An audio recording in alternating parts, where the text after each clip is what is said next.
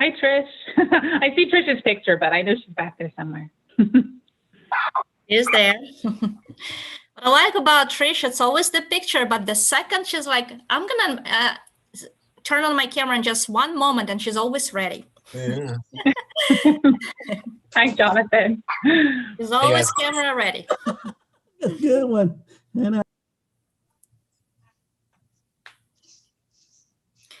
Trish, you're in the office today, huh? Or it's your house? House? I'm at home. Yeah.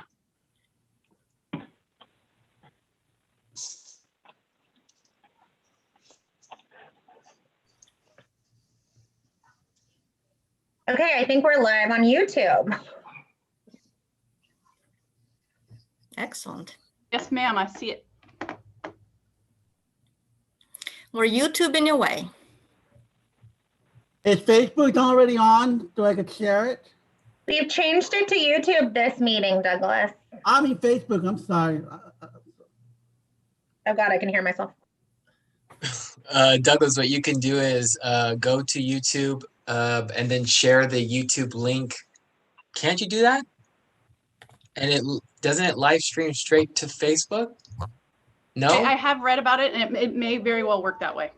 I wish it was something where you just like linked it, and you know how they usually, when you link a website, it shows the page.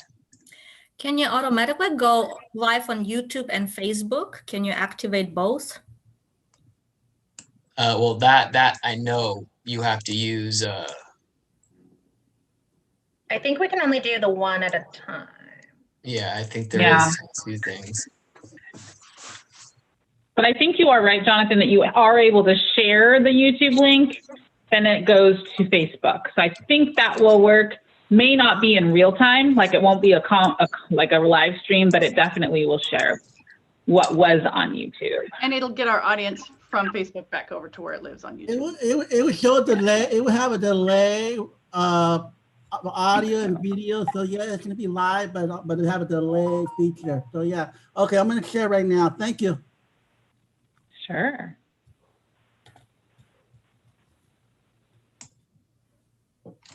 You see Catherine and Sylvia and Brianna.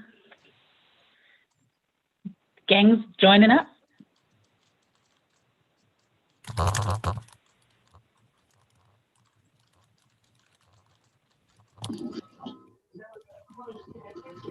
For those of you just joining us on YouTube, we're going to get started in just a few seconds. We're just going to let everyone log on, and we'll begin a little after 5 o'clock.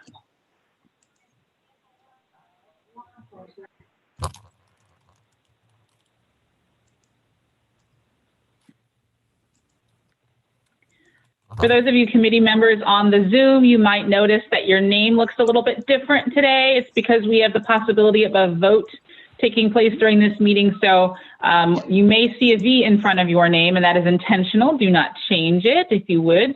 We are making sure that we count all the voting members and have an easy way to track you all. So that's why there's a V in front of your name. It's not a mistake. The ILG team is working behind the scenes to track everybody for our possible votes.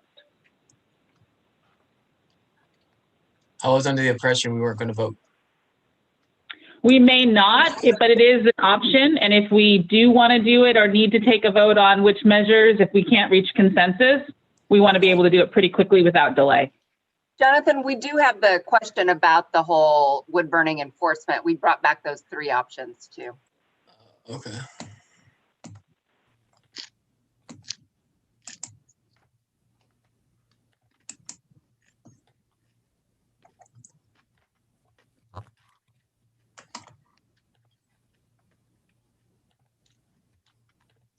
Welcome to those of you that are joining. We're so happy to see you. We will be starting our meeting in just a few moments, so please proceed with your usual screen name adjustments, and then the ILG team may go in and change your screen name if you are a voting member of the CSC. Do not change that if you see it changed after you've made an adjustment. We are doing that on intentionally to make sure we track every voting member in the event that we need to have a vote today.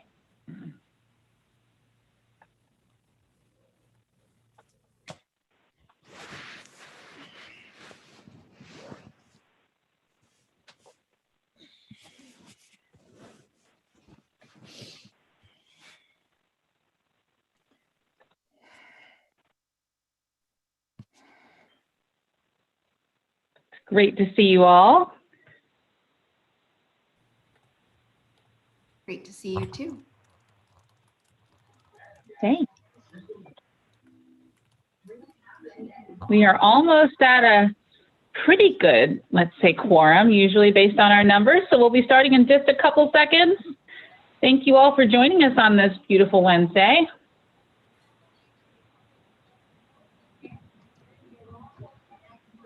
As you may have seen, we are streaming not on Facebook this time. We are streaming on YouTube.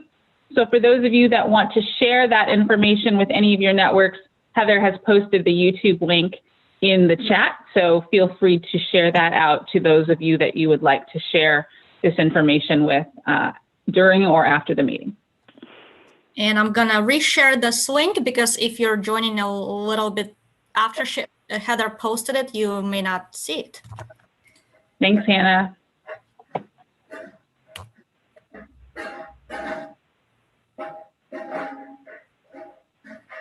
Okay, it's streaming onto my Facebook account. Awesome. Oh, Gene, are you a wizard?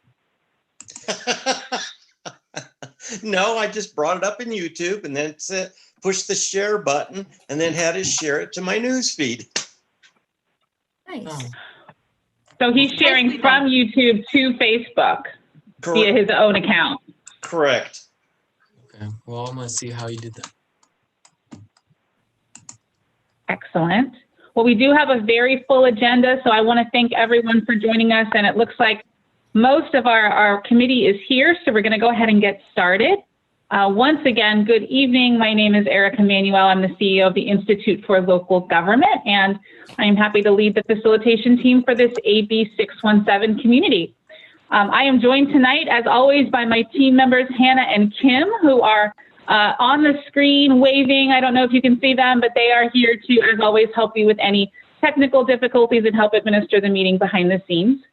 The ILG team facilitates these conversations to make sure your process runs smoothly, but also to make sure that community voices are heard and incorporated and that you successfully reduce emissions in Stockton with your SERP. So we are here to guide you through this process in concert with partners like the Air District and CARB. So as a reminder, we have a couple etiquette members. If you are just joining us, please make sure to put your own item on mute and feel free to change your screen name based on what is noted on the screen. We, as we mentioned, might be voting during this meeting, and so for today, you can change your screen name as you normally do, and then the ILG team will go back in and maybe make a slight adjustment. Don't worry, it's not a mistake. It's intentional in the event that we need to track any votes we do make during the day's meeting. All right. So at the last meeting, we made really, really good progress. We moved forward with strategies and moved items into the SERP, and those are, you're going to see some of that progress today when you look at the draft SERP as it stands today.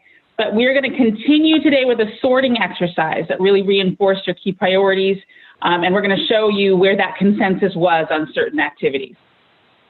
This is the last phase of the sorting process. So we're going to move into, right after this, we're going to move into SERP review. So with that in mind, I wanted you to take a look at the agenda that's on the screen right now, which will show you what we're going to get done today. All right, so we are going to finalize the discussion about which strategies should belong in the SERP and which ones should stay out of it. And then we're going to move into SERP review, when we're going to see what that current document looks like, and then show you the process for moving forward with that SERP review and approval. So based on the sorting work you've already done, the Air District's got a draft SERP to walk you through today. So you're going to feel comfortable reviewing that in your own time over the next few weeks. So if we do vote on anything today, it would be on sorting and what's included in the SERP, not on the SERP itself. So that is the agenda. It's very short in terms of items, but it's very ambitious in terms of activity. And so we're going to get going with it. I think we have full group here, pretty solid numbers. So we're going to move forward with the business of the day. Big things to remember. We're going to dispense with a lot of the Zoom technology since you're all good at it now. Make sure your screen name's accurate. Make sure you stay in the meeting for 75% of the meeting if you are part of our stipend program to get credit for that meeting. And then just as a note, we are recording this meeting and there will be public comments at the end. So those of you that are participating from the public, we do request and appreciate waiting until the end of the meeting for those comments. We will, if we hear and see a lot of interest in the public, we will try and take those as the item is appropriate, but we do try and do formal public comment at the end of our meeting. Now we will move one other item, which is just a housekeeping note. This meeting is slated to go until 7:30 today to give us enough time to cover all the topics. So I did want to flag that for everyone, since we do usually only go until 7, but I did want to flag that we are going until 7:30 today. So with all of those housekeeping items formally outlined, I'm going to turn it over to our host, Ryan, for his host welcome.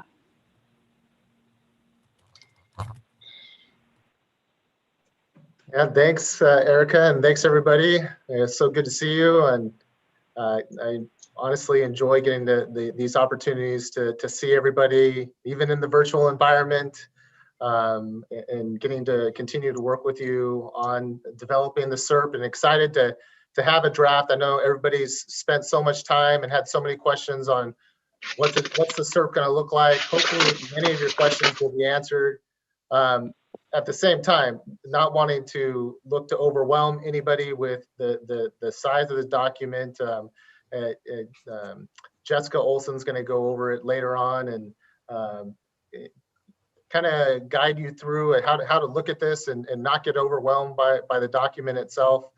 Just keep in mind that you've been a party to all the conversations that have happened and have heard all the information that's in the SERP and been party to the discussions of the individual strategies that are in there right now. And as we talk about additional ones tonight, if those do get incorporated, we'll then incorporate that and make sure everybody knows that those are then in there.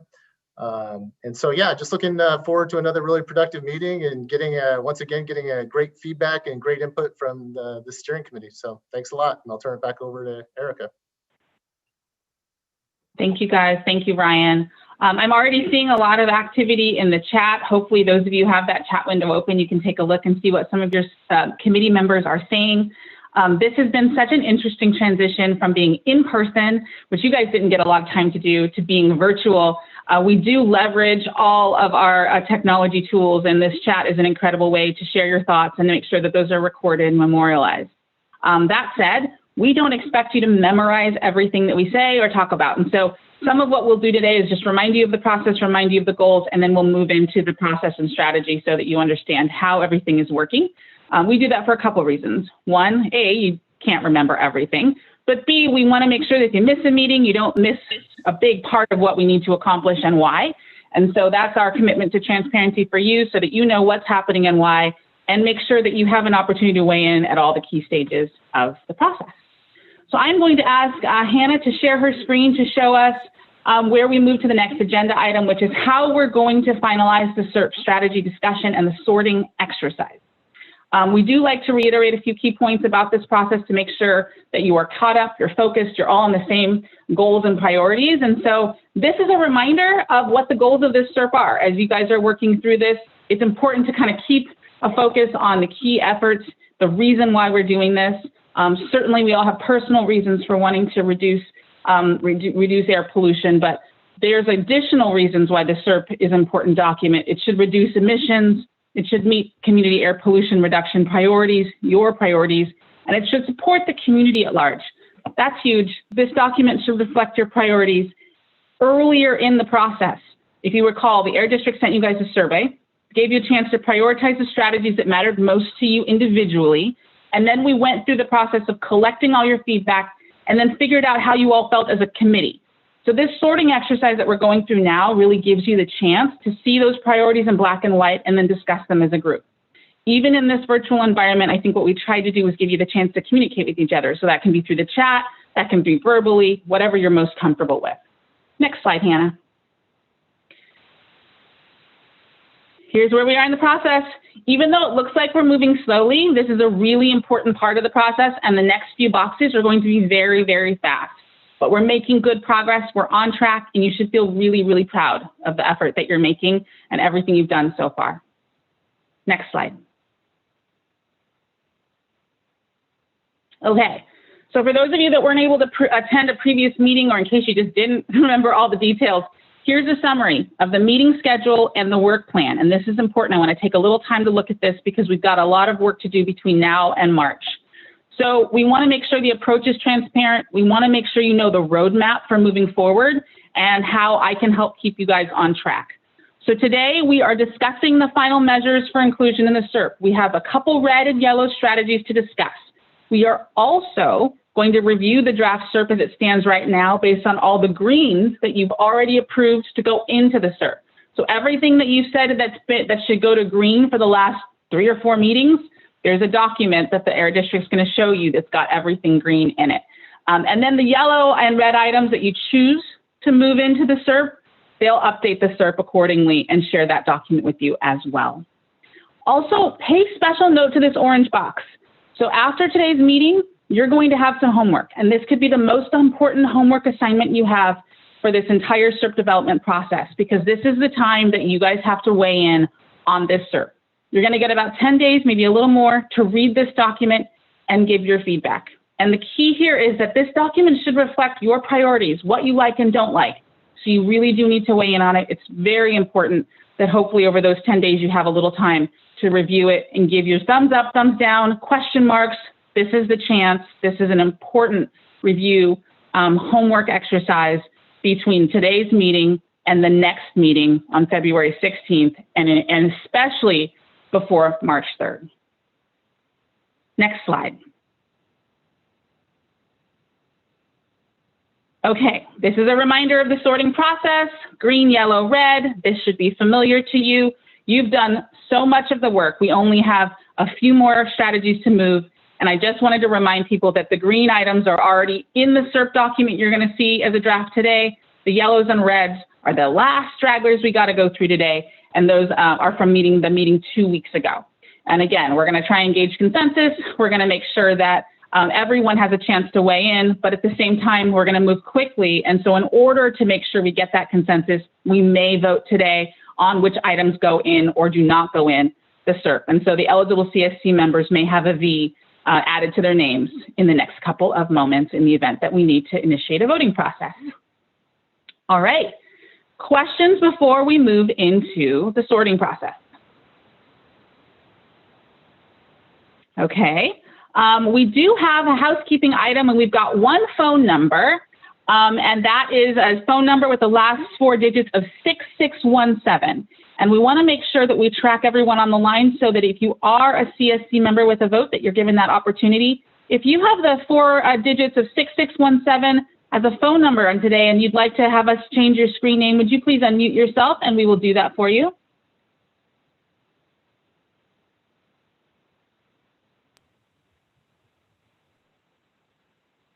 I don't hear or see you yet. I think you can press *6 to unmute yourself if you're on the phone, and you can do that at any time and we'll gladly make that adjustment for you. All right, well, let's get going. It's 5:15. We have some work to do. Let's move into the next slide. Hello? Oh, hi. Go right ahead. Yes, hi. This is Paige. I'm calling in with my phone, so it's kind of split. It's separated from my actual video, if that makes sense. Yes, you can connect to your video and your phone if you would like to. Did you want to try? Yes, I'll do that. You can connect that by putting your participant number, a pound participant number and pound, and it'll automatically connect them. If you know how to find that participant number from your video, it should get you there pretty quickly. I think it's working now, correct? Yeah, I went ahead and did it behind the scenes. They're all good. Thank you. Perfect. Well, thanks, Paige. All right, so let's get to business. We have 2 sets of strategies. They are yellow and they are red. And let's dive right in. A couple quick things. So you guys made a ton of progress, like we said, and you asked us to do a few things at the last meeting that we wanted to follow up on and deliver on. So if we start at the top, we've got the remaining incentive and non-incentive strategies. At the top on the yellow side, we had a really good discussion last time about residential wood burning.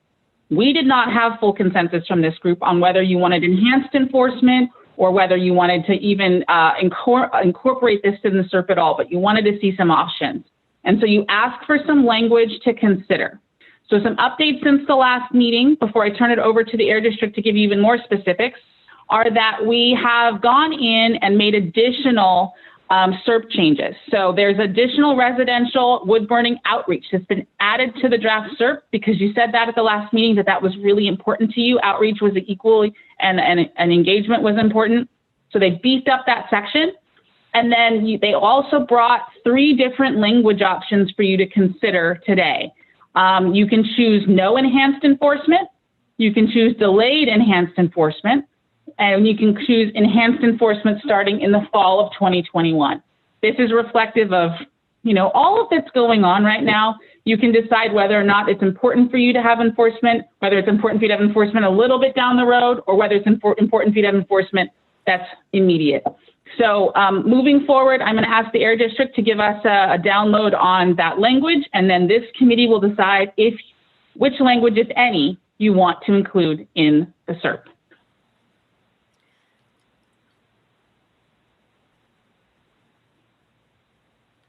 Which of my Air District friends are going to talk about residential wood burning and the language there? I'll do it. I volunteer. Okay. Hi, Ryan. You're up. Let's see if this works. So I can never figure out how to do the screen share. It dominates all my. We have to stop. So we'll stop sharing and then you can share. But I never understand how to get, does everybody see the presentation? Yes. Yeah. The slide? Okay. So. But it's in, Ryan, show it in presentation mode. Right now you can see like you're building it. No, I know. I don't. Like if I go to slideshow and then from the beginning, okay. It didn't work. That's okay. Try from current slide.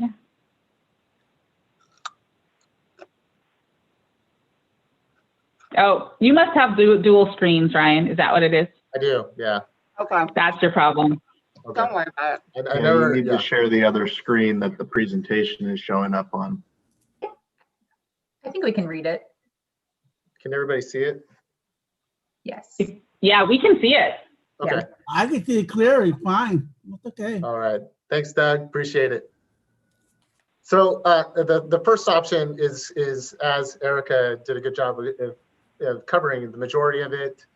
So the purpose of the overall program is to limit the PM 2.5 emissions associated with violations of our existing residential wood burning fireplace and wood burning heater regulation.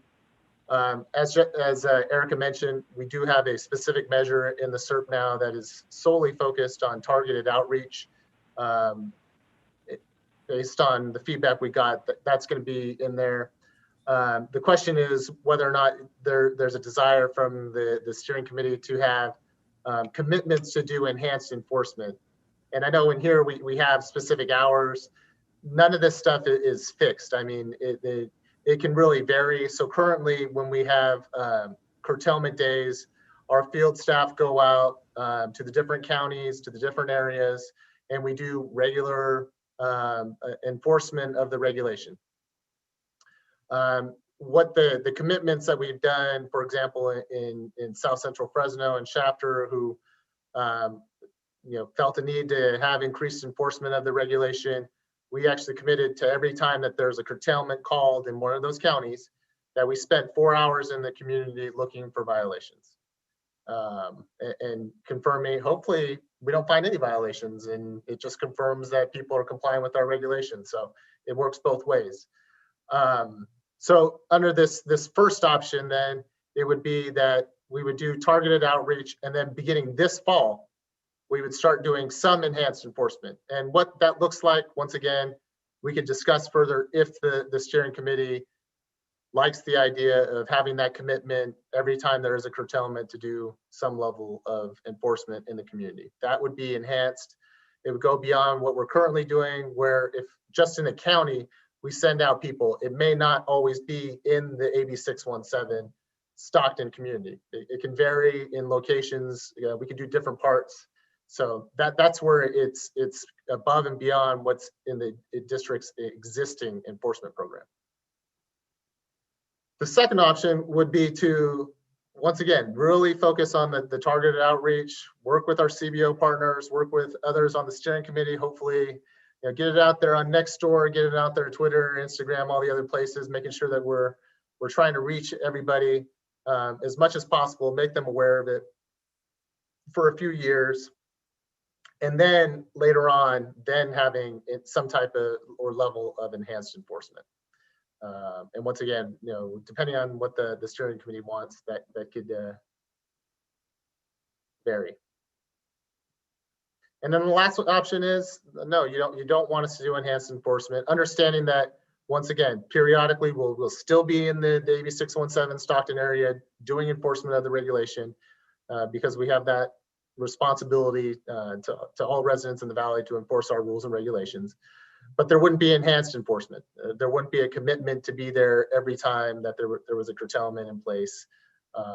And so those would be the three options for the committee to consider. And so at this point, I think we just open it up to conversation and hear from the steering committee members on whether they like option 1, 2, or 3. And then possibly, depending on if it seems like we need a vote on which one or the preference, then we can do that. I have a clarifying question for you, Ryan. So with option number 3, which is really focused on the outreach efforts that are already in the SERP, does that mean that there is nothing added, there's no non-incentive measure added to the SERP today? Like if they chose option 3, we would not add to the SERP? Outside of the targeted outreach, there would not be a separate measure for enhanced enforcement, yes. So really, if they want to add to the SERP, it would be option 1 or 2, which is fall 2021 or some delayed enforcement down the road. Or option 3 would be don't add it and let the Air District do its standard kind of enforcement and focus really from a SERP standpoint on outreach, which is included already as a green measure, and it's already in the version that we're looking at. Okay, great. All right, would you mind not yes, unsharing your screen just so we can see everybody, so I can see hands? Thank you, Ryan. Did anyone want to start off the conversation today about option 1 or 2 or 3 and which one they might like? I've seen some things in the chat around certainly concerns around the economy and how people may have some challenges right now. Jonathan's asking about opportunities to talk about messaging, which is certainly something I think that would happen in the implementation phase. But I would defer, and it looks like Jamie has answered that as well. I don't see, place the options in the chat, sure. Hannah has done that for us, asked if we can place the options in the chat, and those are in there now. So number 1 is no enhanced, well, it's a little bit actually reversed. So there's a immediate enhancement is fall 2021. Delayed enhancement is 2 to 3 years down the road, you begin enforcement. And then none would be, don't put it in the SERP, let it just be outreach measures, education measures, and whatever the Air District is going to do as part of its regular enforcement efforts. So it looks like we need to be consistent about Ryan's slides versus what's on our slides. So there's clarity around 1, 2, and 3 and A, B, and C. And so right now we're using Ryan's slides as the example for us, which is number 3 is no additional outreach. So I see some people with 3, and I see 3, 3, 3, lots of people with 3 about not having a choice, not being able to move forward. Hold on, let's see, Ned. Why have enhanced enforcement?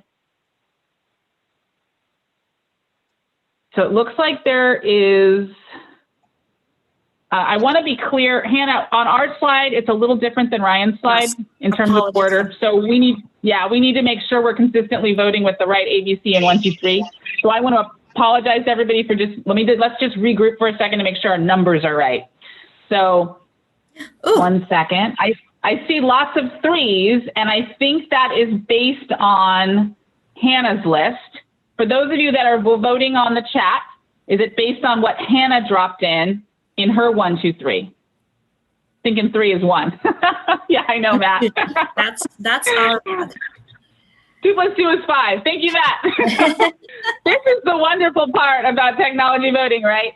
Okay, so let's start again. So let's make sure that we are right here before we, we're so confused about these. They're all completely out of order. I see a lot of 3s. For those of you that are voting 3, what do you think you're voting for? Give me one person that says they're voting on 3. No enhanced.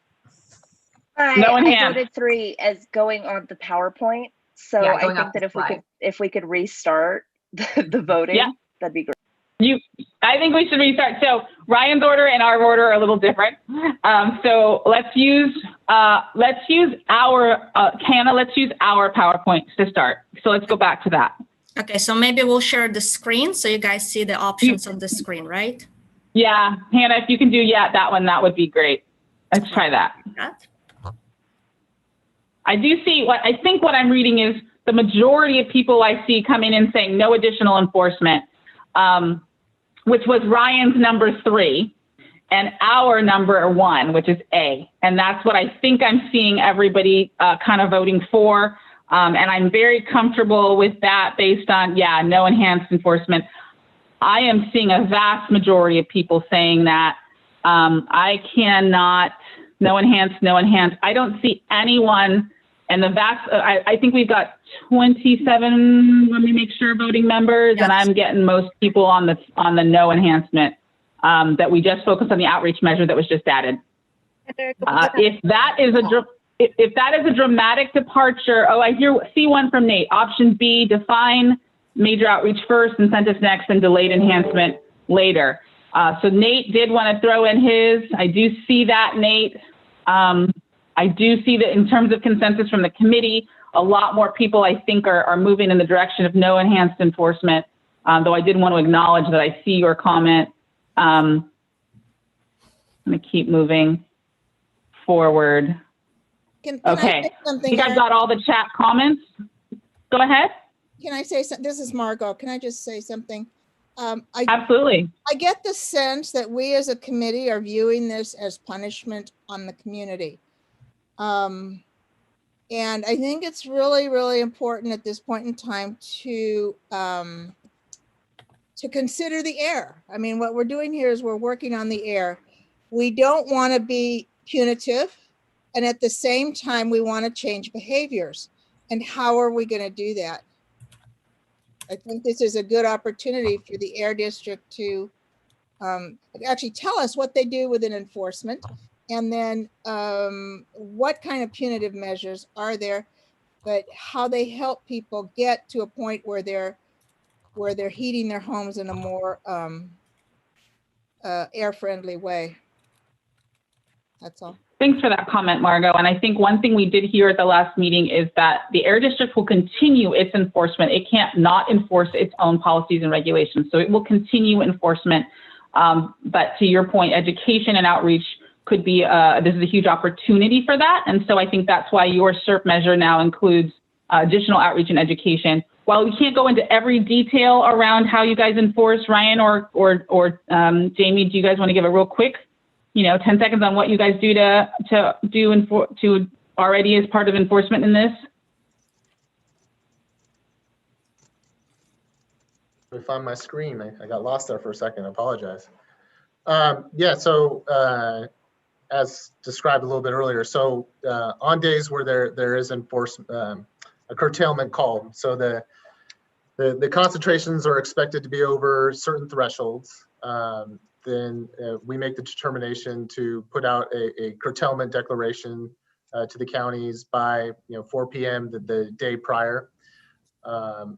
Then we assign staff to areas throughout the counties where we have those curtailments, and we perform surveillance in those areas. If we do find violations, we issue notices of violation. The regulation's been in place since 2004. Over that time, I know Jamie and her team have invested a lot of time and resources into to spreading the word.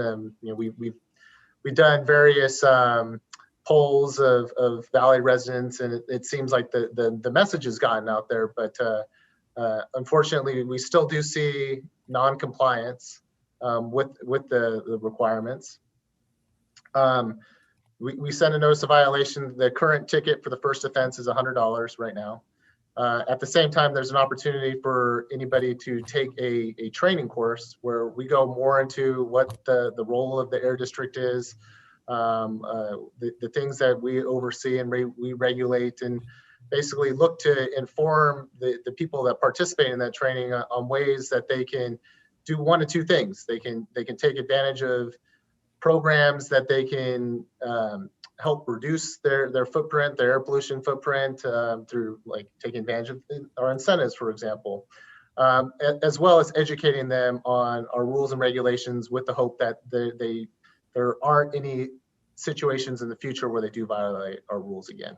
So I definitely value the compliance assistance and the education portion of that in looking to prevent future violations. So that's a summary.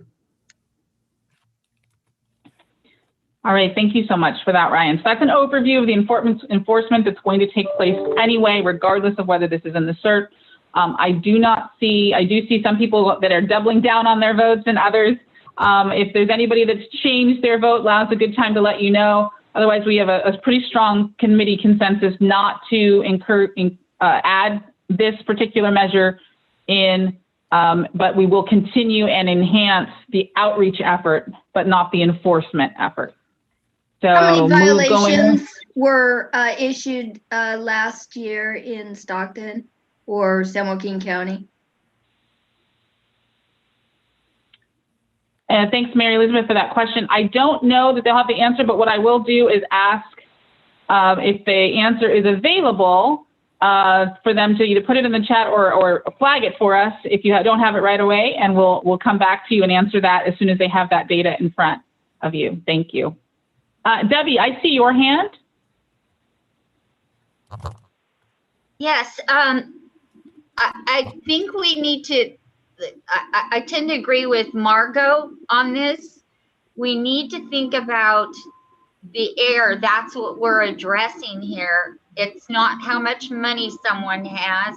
It's not about someone working or not working. If, you know, the first attempts to talk to people are to correct the situation and offer possibly a new unit that can go in there that's cheaper and that doesn't pollute the air as much. And that's the first few times. So when they get one the third and fourth and fifth time, maybe the sixth time, when they get an actual fine, by then they know what they're doing. They've been offered help and yet they chose not to take it. That's what I'm seeing. So I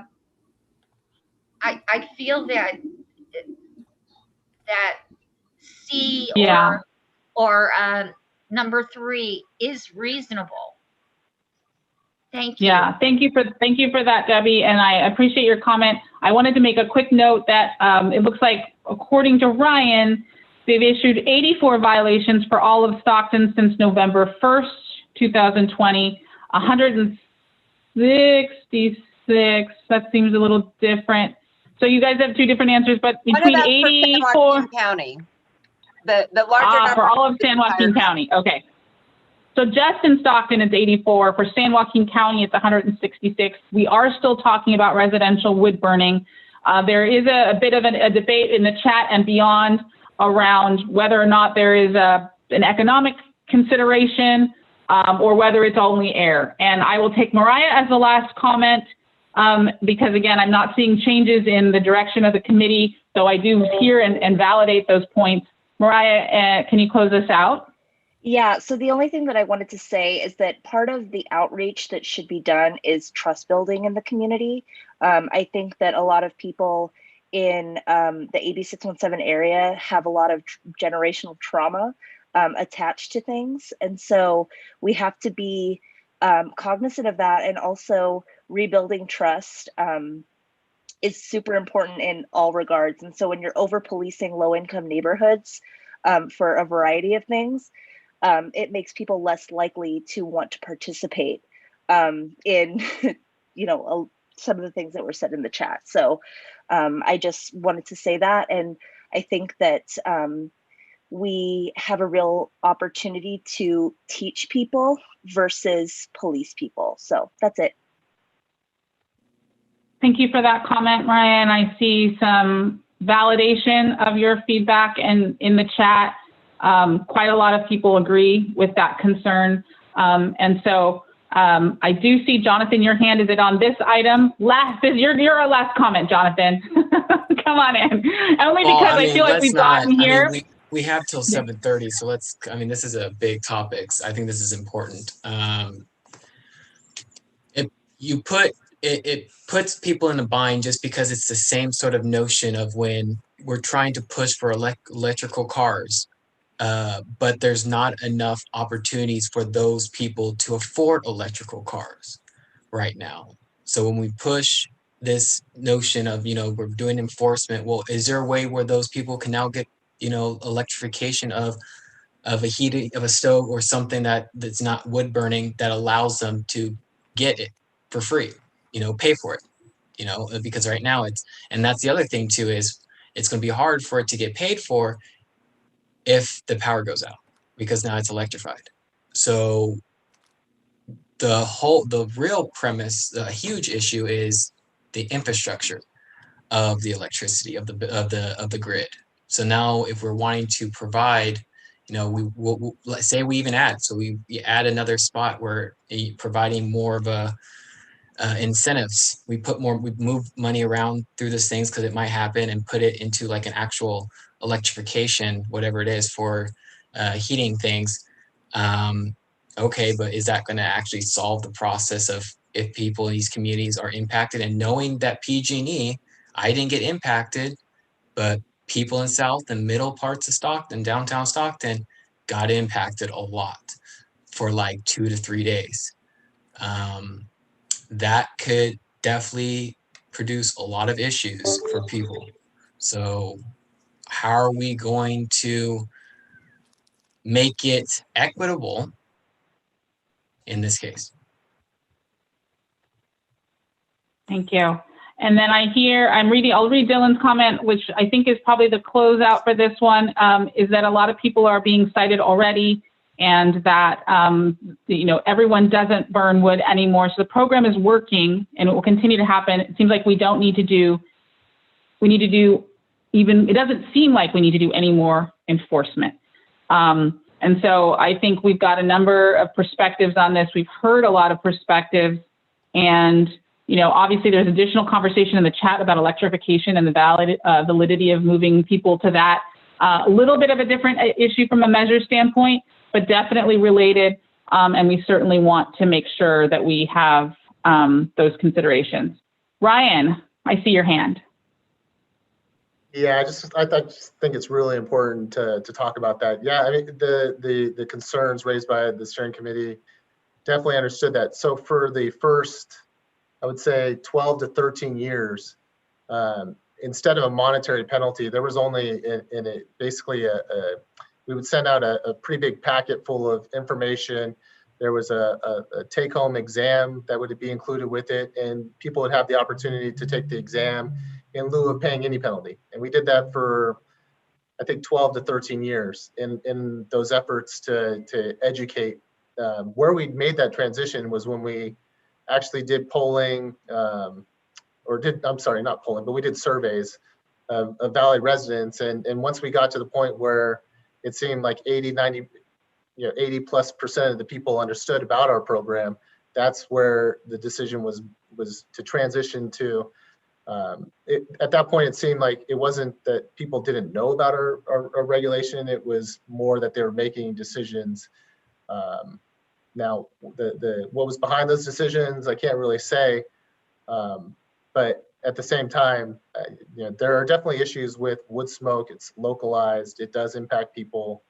I have family members that, are asthmatic, and they have problems when, their neighbors are burning in their fireplaces, and it causes health issues. And so, as a public health agency, we did have to make the tough decision to transition to a situation where, we did take, did issue notice of violation and transition to requiring a less, or requiring a penalty, but still giving the ability for people to reduce that significantly by taking training and getting further educated. But definitely hear the steering committees and value their thoughts and opinions. So thank you.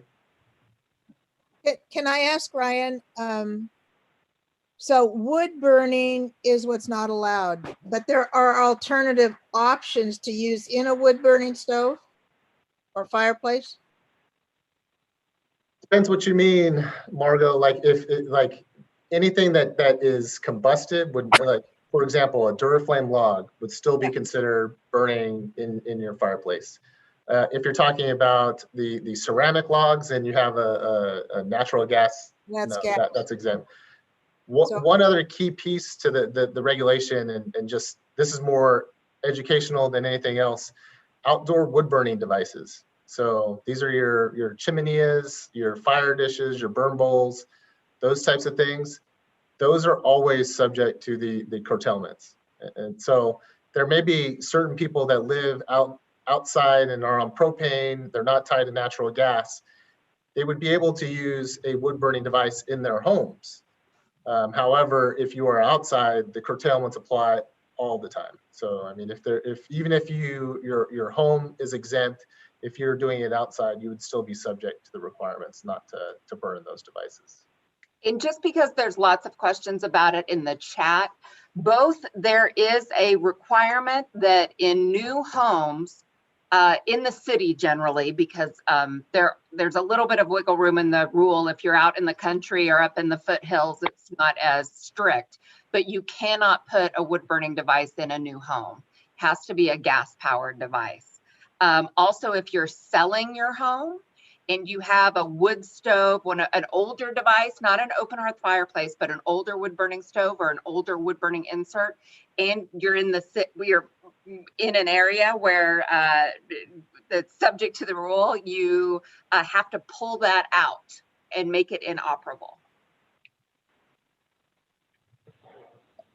I did see a comment about not providing funding for natural gas and focusing on electric. I think having both, we definitely heard it for example, in our Shafter steering committee, where we put the option in to have electric and natural gas.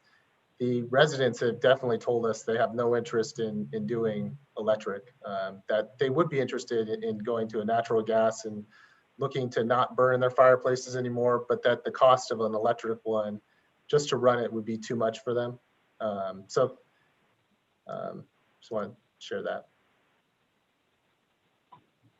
So I encourage you to take a look at the chat. There are lots of really great questions and answers dropped in there. I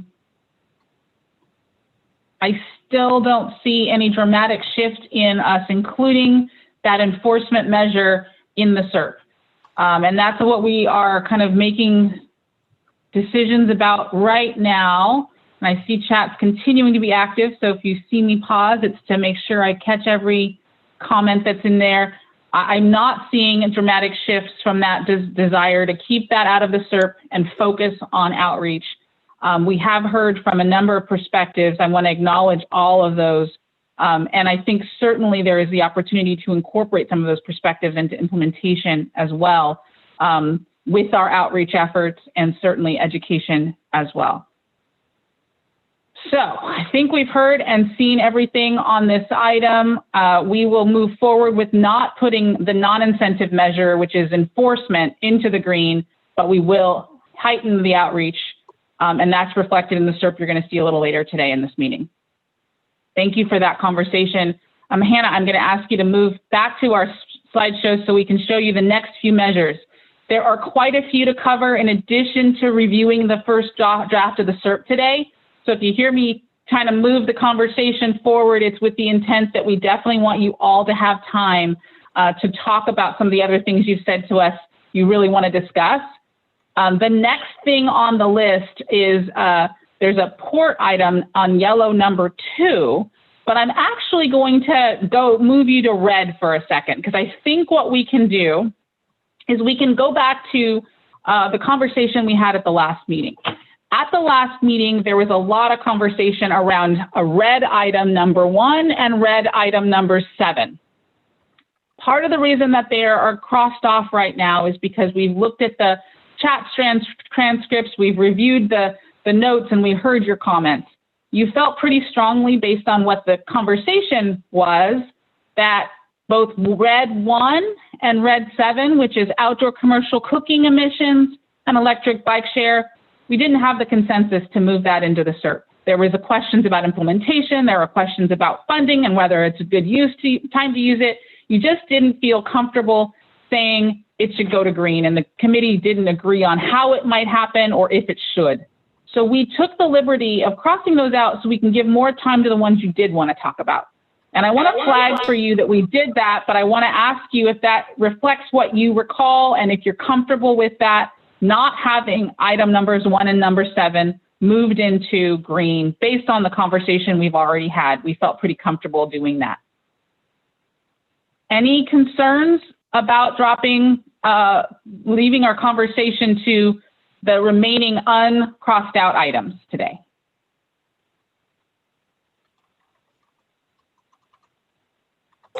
I don't see, oh, Debbie, you have a question. Yeah, we were supposed to, we got Jeff, from Jeff, all that information. That was supposed to be reviewed by us. Yes. And then you guys said the last meeting that you We would rather move go through that, and then that was supposed to help us with all these red and one yellow thing. So I think we are waiting for information from you guys, or from the airport, to get us to be able to make decisions on all of these.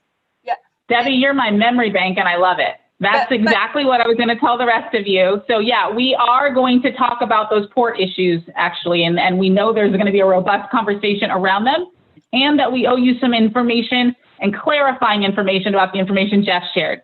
So part of the reason why we wanted to drop number 1 and 7 is so we can have a lot of time to collapse the port conversation and talk about the port, clarify the information you all got from Jeff, and get a little more detail about a recent meeting related to the CARB team. Yeah. So Erica, yes, and yes.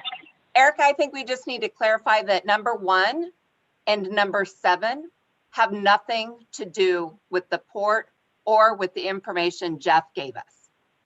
Yeah, they don't. They're unrelated to the port. They were just straggling measures and strategies from previous conversations that you all had about the what could go in the SERP. The port-specific measures are marine exhaust, tugboats, some of the trucks and heavy-duty equipment operating at the port. So the things that were carryover from that previous meeting that we asked you to hold off on, we're going to talk about those today. Yeah, I still see some chatter about it. So just to remember, we have talked in previous meetings about outdoor commercial cooking emissions. And one of the big comments had to do with homeless folks and the really challenge with that.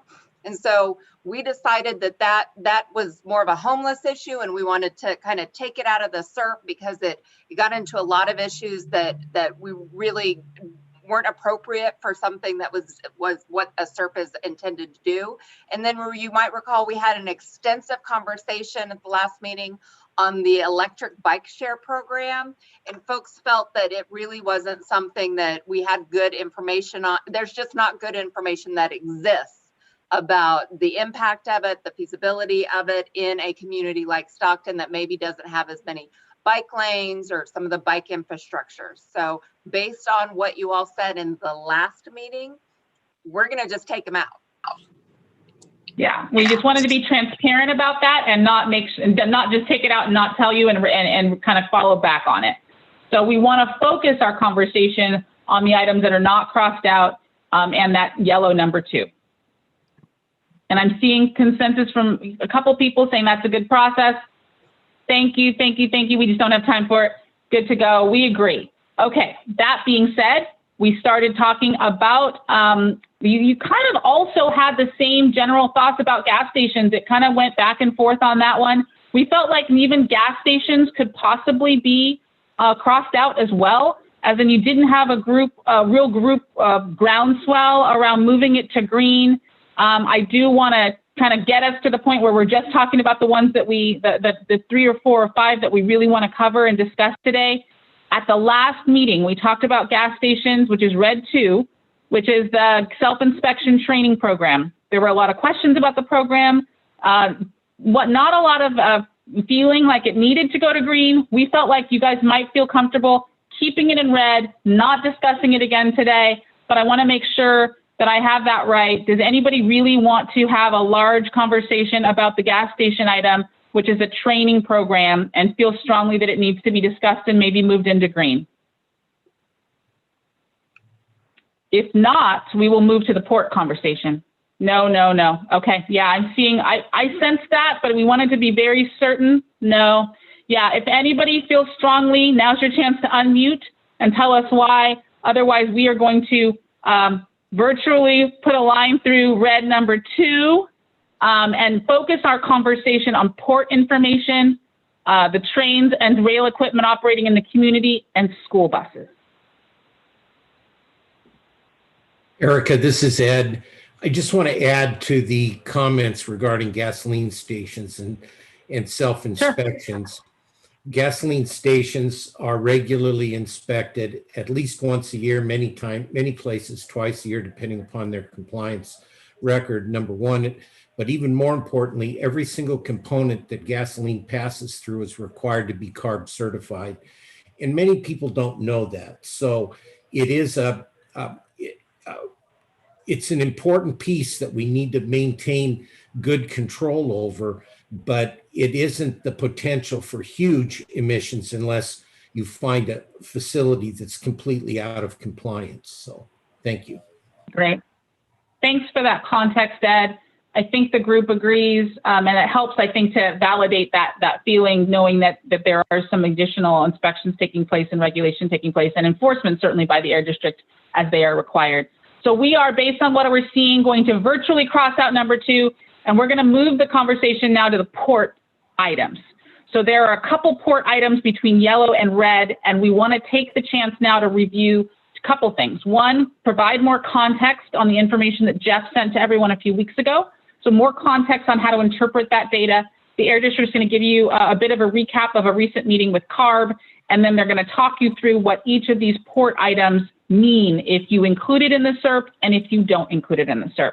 So with that, I will turn it over to Ryan, I think, to start us off, and we will keep moving. So far, we're doing good, guys. Yeah, and thankfully I have Brian Dodds, who is a program manager of the grants department, and Jeff Wingfield, and as well.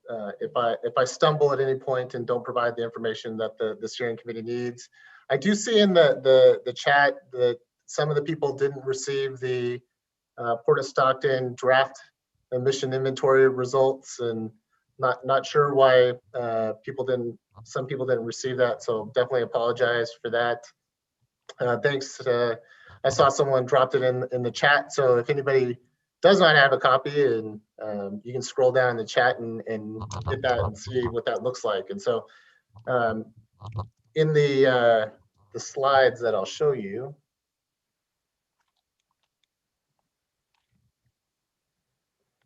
so starting off with the heavy duty replacement. So going back to when we first started meeting together, we did the exercises, we talked about the things that the community members, the steering committee members, residents saw in the community, things that concerned them. One of the things that we often heard about was the volume of heavy duty trucks in the community.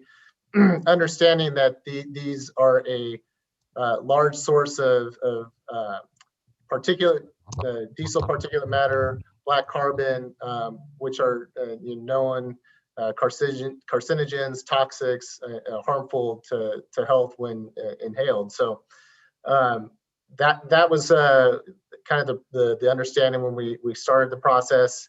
In the Portland, the Port of Stockton's emission inventory, the on-road vehicles makes up roughly 17 to 18 tons of emissions. That includes the particulate emissions as well as nitrogen oxides, which convert into ozone, which many of us growing up in the valley understand that it's definitely an irritant. It can damage lungs, especially those in children and elderly, and those with compromised immune systems. So important to get those reductions. The requirements for trucks is that they're only required to meet the 2010 standards in several years. So there's quite a bit of room to get cleaner technology, including near zero and zero emission technology that could phase out these pieces of equipment in a lot of cases, getting 90% plus reduction in harmful NOx and diesel particulate emissions. While operating in the port, that's one thing. At the same time, it's important to remember that if you remove this, you also get emissions reductions outside of the port as well. And so the port emissions is just one of the components. These do obviously add emissions outside of the port when they are operating there as well. In listening to some of the community steering committee members, it often seems that there may be a perception out there that if you include it, it's basically just they would be getting the companies would be getting these pieces of equipment for free, and it is important to remember that the way that these are designed is that the participants definitely have to provide their share of the funding to do this work as well. What incentives are intended to do is to encourage the businesses to transition faster, and understanding that the faster that you transition to cleaner equipment, the sooner the air is cleaner, the lower the criteria air pollutants, which benefits everybody, especially when you're looking at the port, and downwind of it, you're looking at things like Boggs Tract, Conway Homes, and the residents in those communities. So by transitioning some of this equipment, getting emissions quickly, you're able to clean the air in those communities really quick. Another thing that was covered is the port handling equipment. What we see in the inventory that was provided, roughly about 30 tons of emissions per year come from these types of equipment. There's a significant amount of diesel cargo handling equipment at the port. Not all this equipment is owned by the port. A lot of this is potentially businesses that operate at the port as well. And so what a program could be designed to do would be to engage all the different companies and looking to work with them to get emission reductions, significant emission reductions in harmful NOx and diesel particulate emissions, similar to the trucks. For example, and I know this was in Jeff's presentation several months back as well. Here are a couple pieces of equipment that the port did work with us on and got incentive funding for, and replaced some older, dirtier equipment with these new electric forklifts, these really heavy-duty forklifts. And so that has a potential for really large emission reductions as a result of funding these types of things. Once again, match funding was required by the participants. This wasn't just freebie. Here you go. Here's a brand new piece of equipment. Thank you for volunteering to take it. It was definitely that they had to pay their share to participate in that project.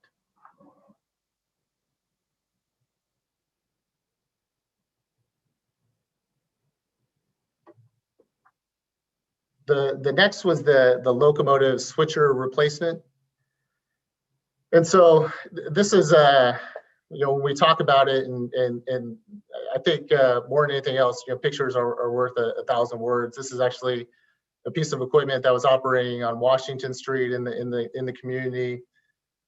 These are the types of equipment that we're talking about transitioning out of. And you see that this is a diesel piece of equipment.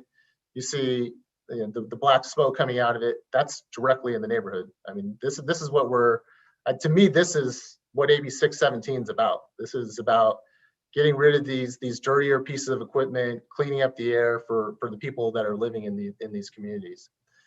And so Stockton has a tremendous volume of locomotive switcher activity, and these are the ones that stay in the community. These are not the ones that are the long line that are only a very small percentage of their time is operating in the community. I mean, these are there operating hundreds, thousands of hours in the community every year. And so if you're able to replace one of these with a cleaner one, a near zero or a zero emission, you're getting huge emission reductions, both of NOx and PM 2.5. And like this says, I mean, you're able to, with a near zero piece of equipment, you're able to get 96% PM 2.5 reduction and 90% NOx reduction. And where possible, zero emissions are available too. So a typical project would get you to, for a single one, would be 60 tons of emissions. And so I mean, when you're looking at volumes of emissions, that's an enormous amount. You're talking about like getting rid of a large stationary source of pollution potentially, and just being gone. If you're able to do it. And so when when you're thinking about like what kind of impact that can have, that's kind of what we're talking about. Another key thing on this is there's no regulation currently in place. However, there is a proposed regulation which may require transition, but that's like 10 years down the road. And so AB 617 is really geared about quickly, and I know Catherine, I saw one of your goals is quickly getting emission reductions and exposure reductions in the community to benefit the residents, and identifying projects like this where there's just massive amounts of emissions that are really localized as well, on top of getting a lot of them really benefit the community. And so we're talking about matching funds would also be required in a situation like this. And once again, it would not be free to anybody. They would still have to pay a substantial share of the costs for one of these types of programs, as if this was included in, that's how we would propose it.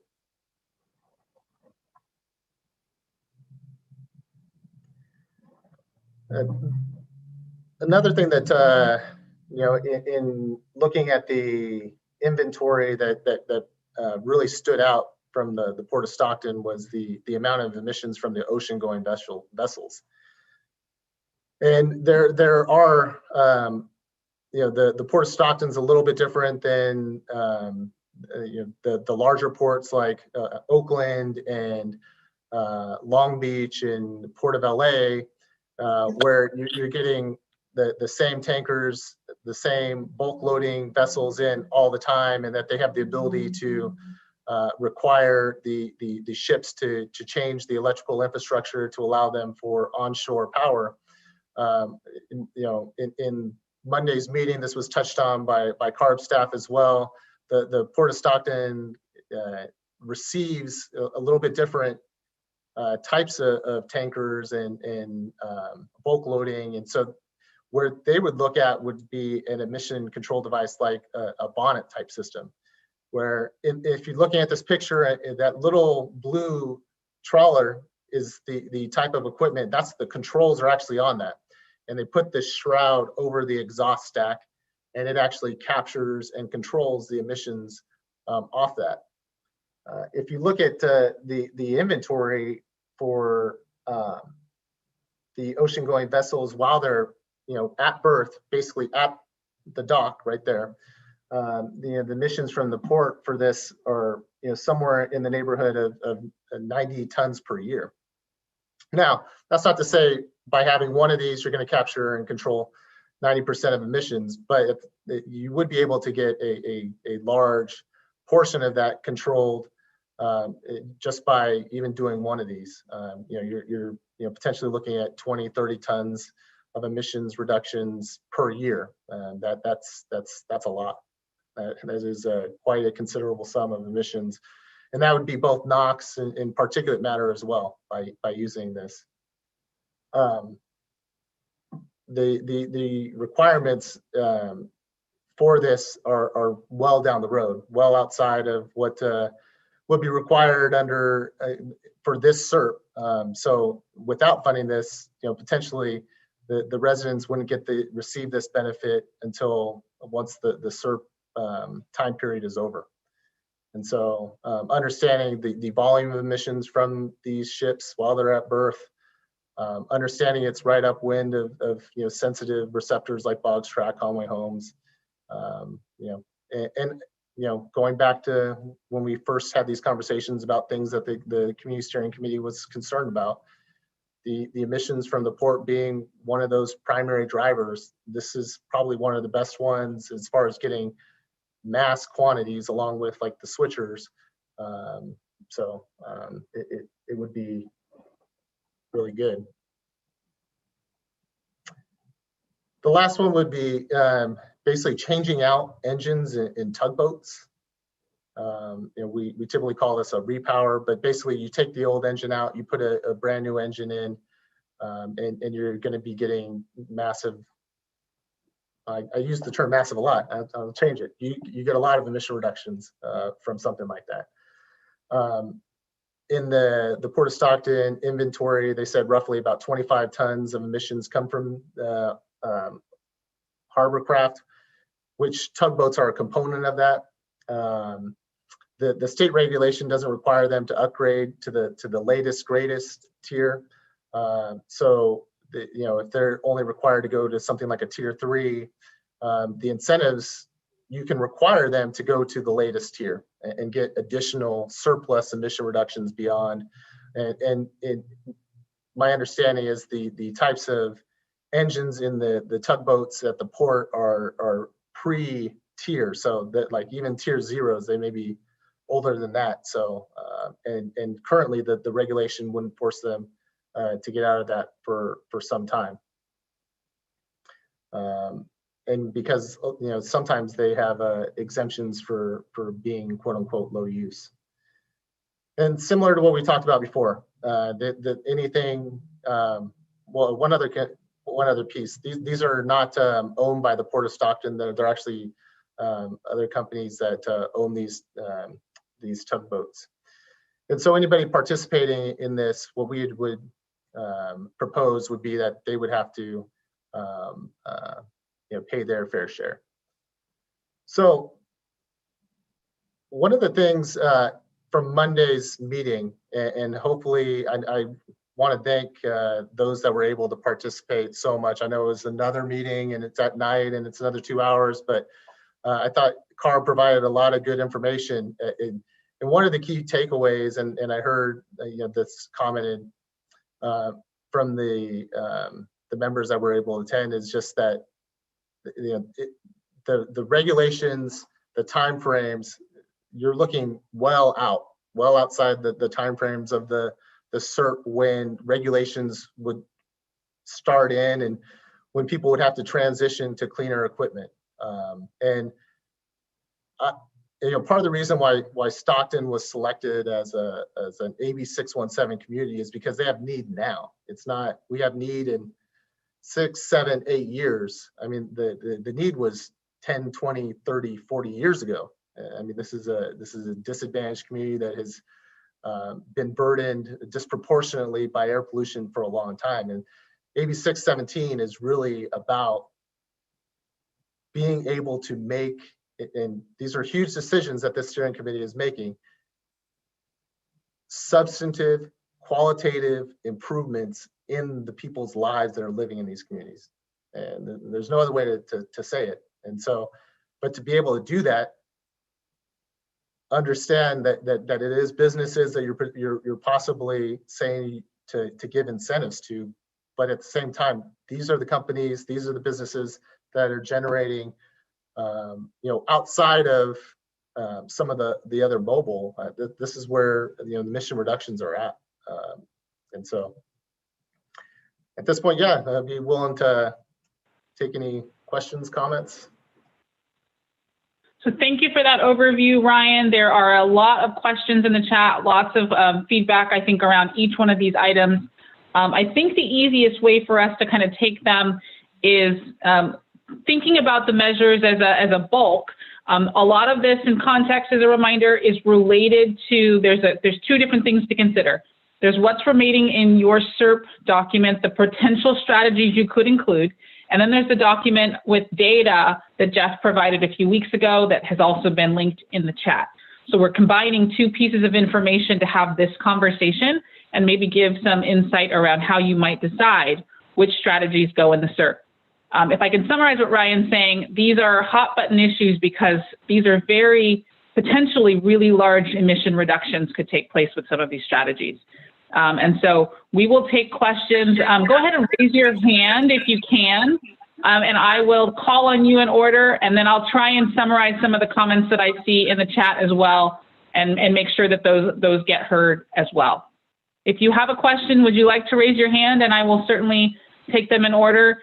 There are a lot of important things I think that Ryan just covered in summary, and I want to make sure we get to them. I see Mary Elizabeth's hand. Yes, thank you. So much of that conversation was including and based on the information that Jeff sent out. And I think it would be of benefit if there can be a short discussion, maybe sharing that emission summary. And there were some caveats at the bottom regarding those emissions. And, at one point, will the air district, start to enforce some cumulative regulations that are associated with some of those emissions that were presented?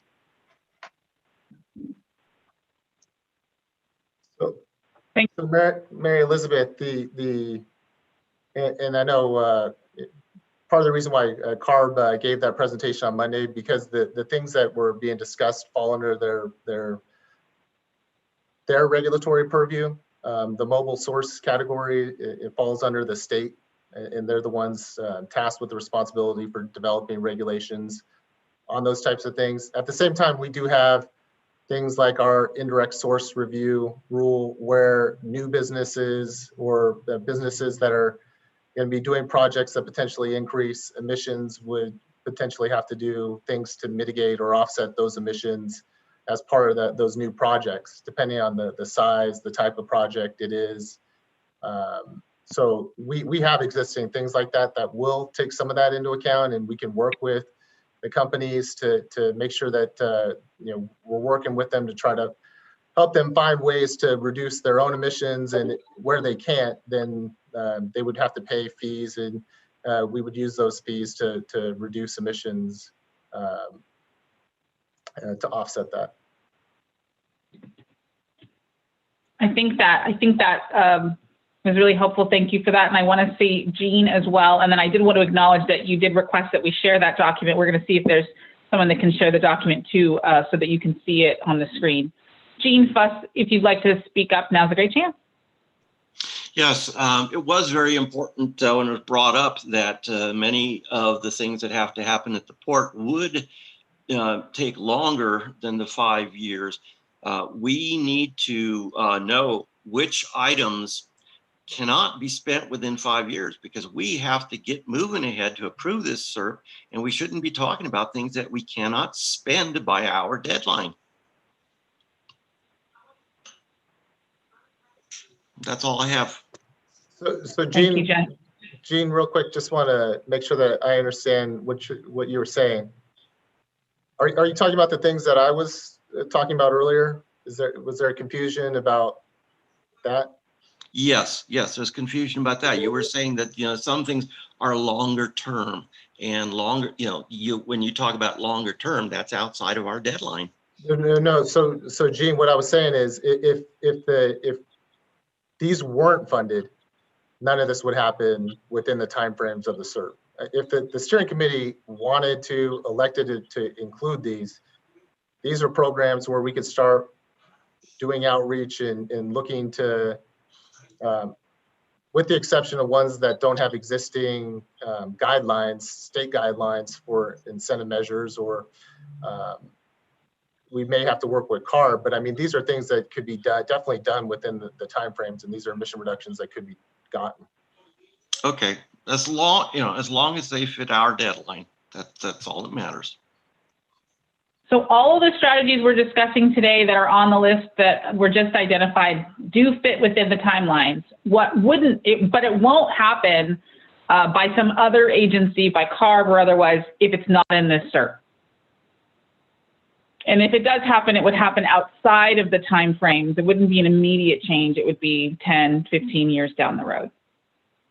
And there is quite a lot of information in the chat here. I see, Jeff, your hand. If you'd like to speak up, we'd love to hear your insights as well. Yeah, sure. Thank you. So I just wanted to give a little bit of background on the emission inventory and kind of the direction we're going with this and the reason we did it. So we chose 2018 as kind of one of our busier years. So we wanted to kind of capture almost worst case scenario for the time being that we have. It was also before we started replacing some of our cargo handling equipment as well. And what this is really designed for, and I should say that, you know, we just pulled some snippets, the kind of some overall summary points to share with the group. The technical working group has reviewed the final report, and so we're ready to release that and share that with the group. But I will say that what this is really— Hey, Jeff, really quickly, do you have the document that you sent everyone readily available on your computer that you can share while you're speaking to it? Yeah. That might be helpful in the context of the conversation, just so people can compare notes with what you are saying and how, in case they didn't quite memorize all the data, and then they can kind of follow along.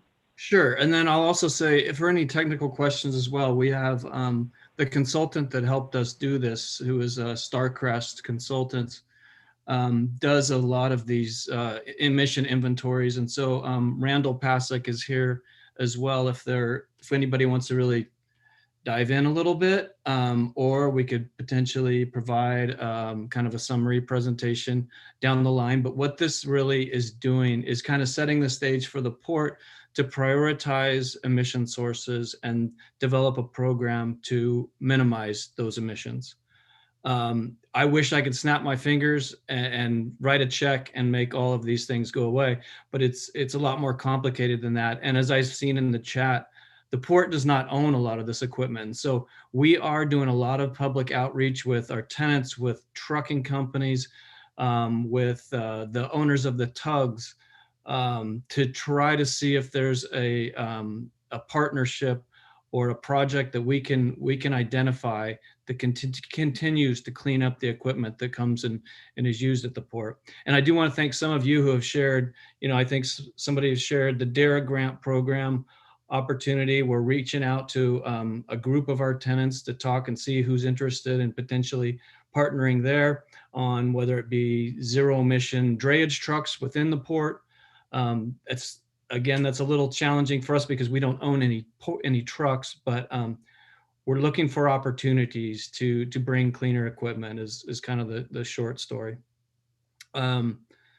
The tug folks have reached out to us. They're interested in upgrading some of their tugs. We're trying to identify programs and solutions to that. Those are really expensive. They're a big lift. A lot of the two tug companies that we have at the port are fairly small, and so it's a lot for them to spend. But let me share this with you guys. And Randall, I don't know if you want to walk us through. Let's see, where do I share my screen?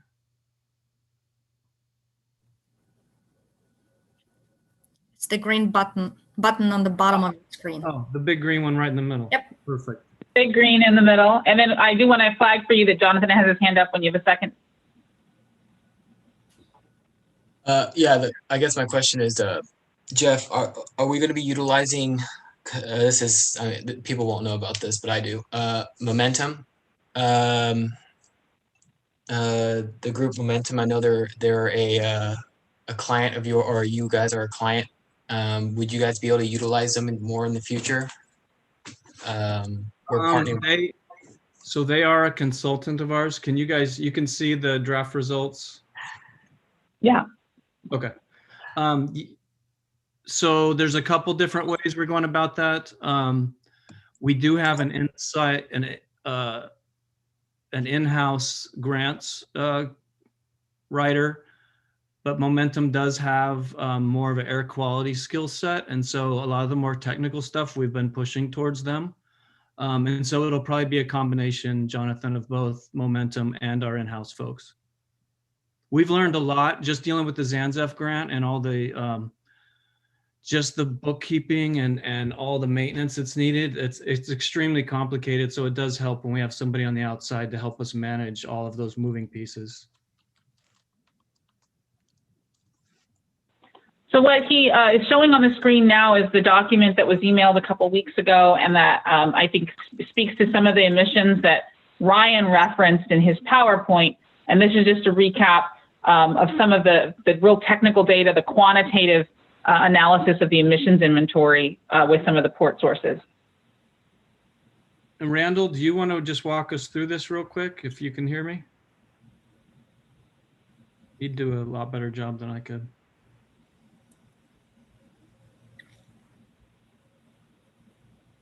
Randall, are you on mute? Okay.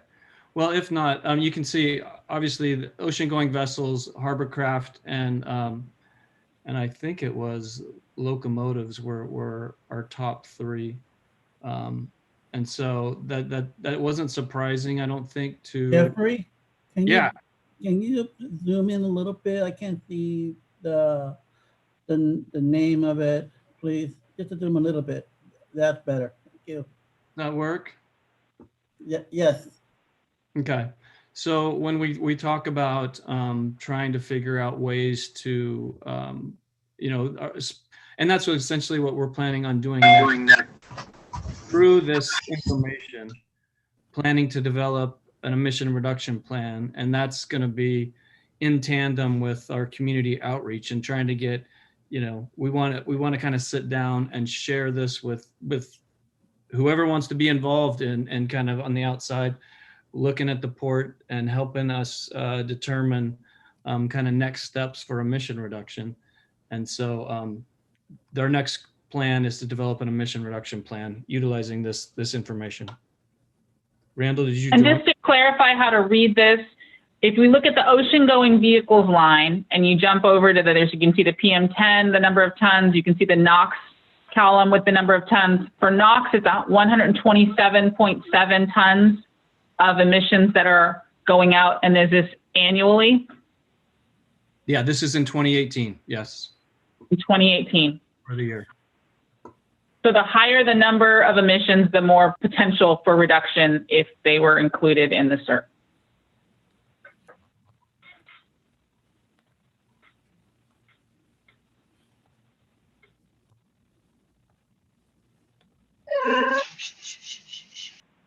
I think that that on-road vehicle, could you clarify that? Because I believe that's just related to port operations, yeah?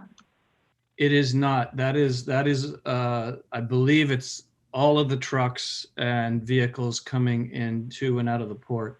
I think from what I remember from our discussion with Starcrest and the technical working group is that the trucks are really, they're pretty clean because of the updated pushes from CARB to increase, and especially the trucks coming to ports are under a more specialized requirement.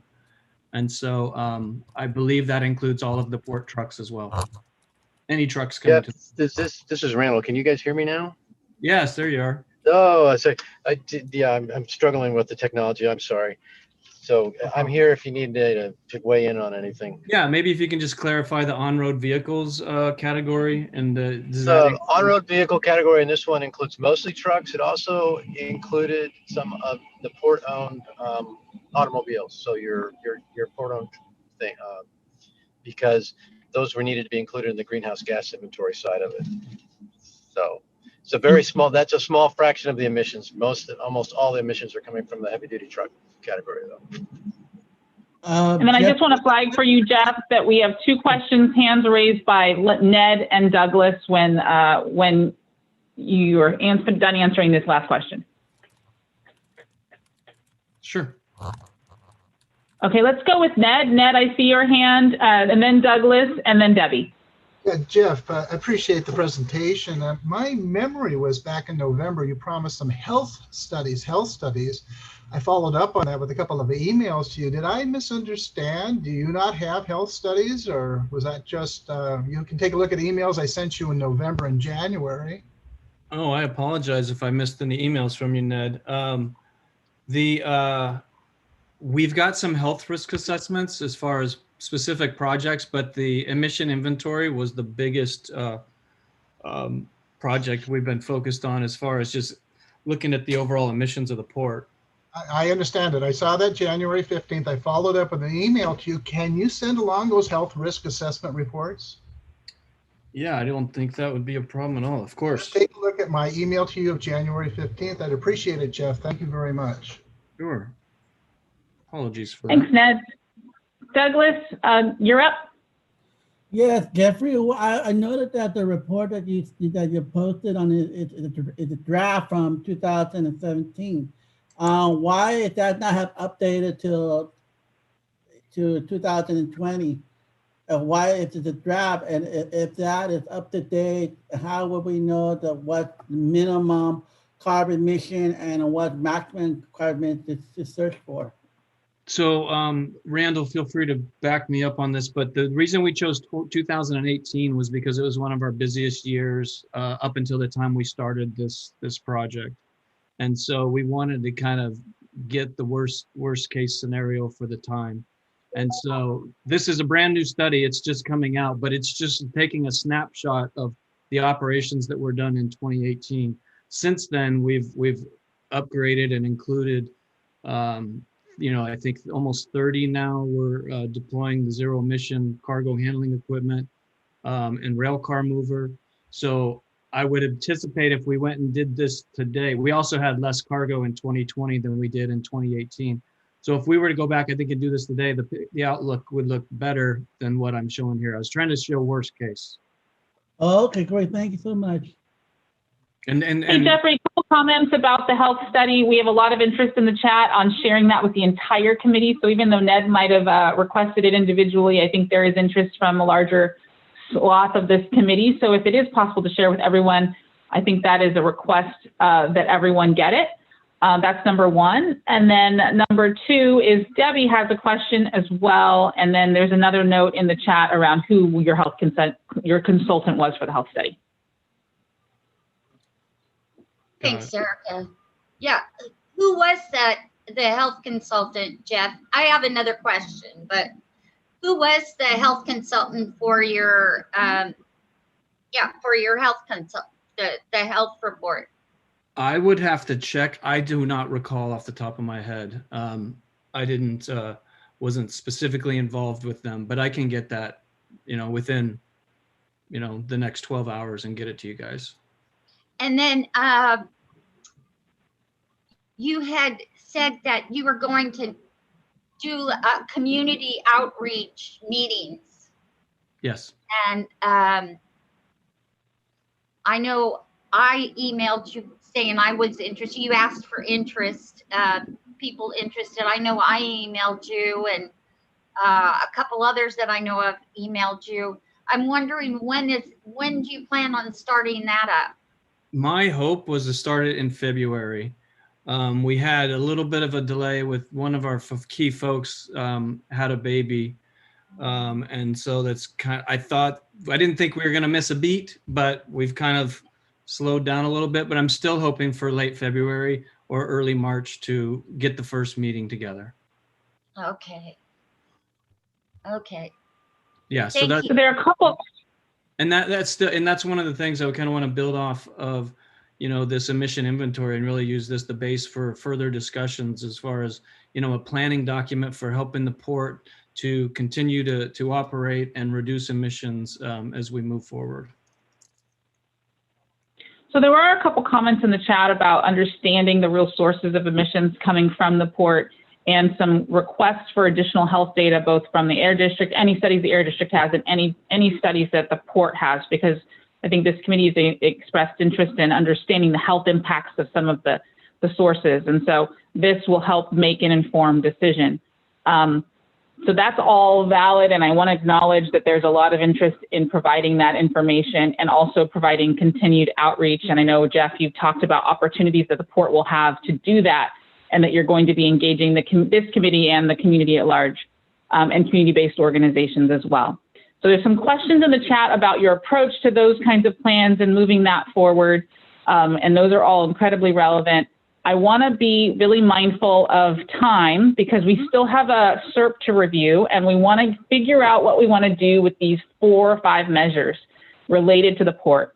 And so I want to center us back on the conversation around whether or not we want these strategies in this SERP.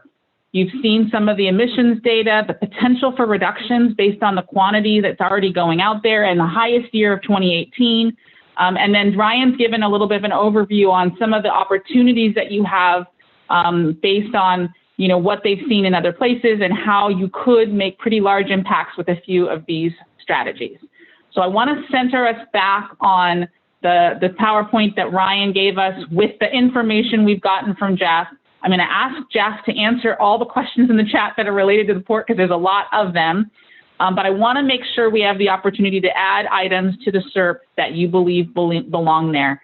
And there are a couple now that we've talked about in the package that we really want to make sure we go one by one with.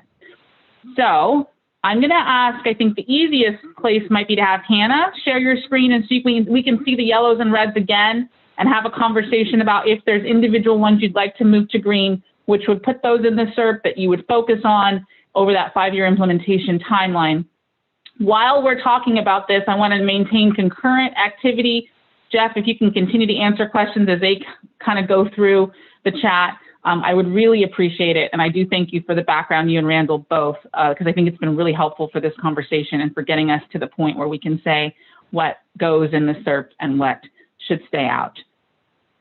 So looking at the screen right now, we have crossed off on the red-hand side numbers 1 and 2 and 7. We're not talking about those, but now we have the opportunity to talk about yellow number 2, the tugboats number 4, the marine exhaust number 5, and I think even trains and rail equipment Ryan gave a PowerPoint slide on. So how do we feel about these items? Do you want any of them definitely in the SERP? Is there any item that you saw that Ryan provided a PowerPoint slide for that you really want to talk about? I think I see Debbie's hand visually, but I want to make sure. Number 3. Debbie says number 3, she thinks that belongs in the SERP. I see Mary shaking her head. I can't see everybody, so feel free to raise your blue hand, type in the chat. Sounds like we have a lot of interest in moving 3 into green and putting that in the SERP. I see 3 and 4 from Debbie.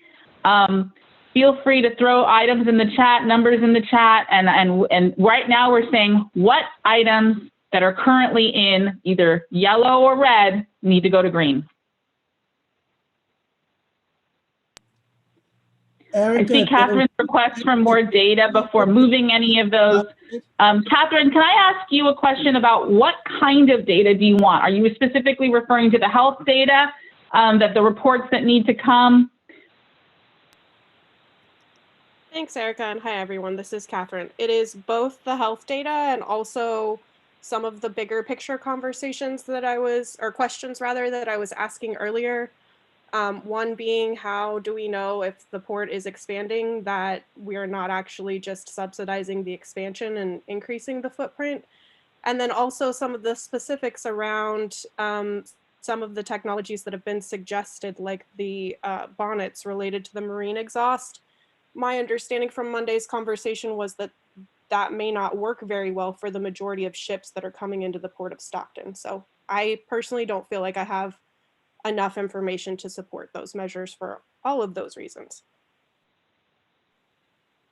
Real quick, and Jeff, you can correct me if I misstate anything. Yeah, you made a good point.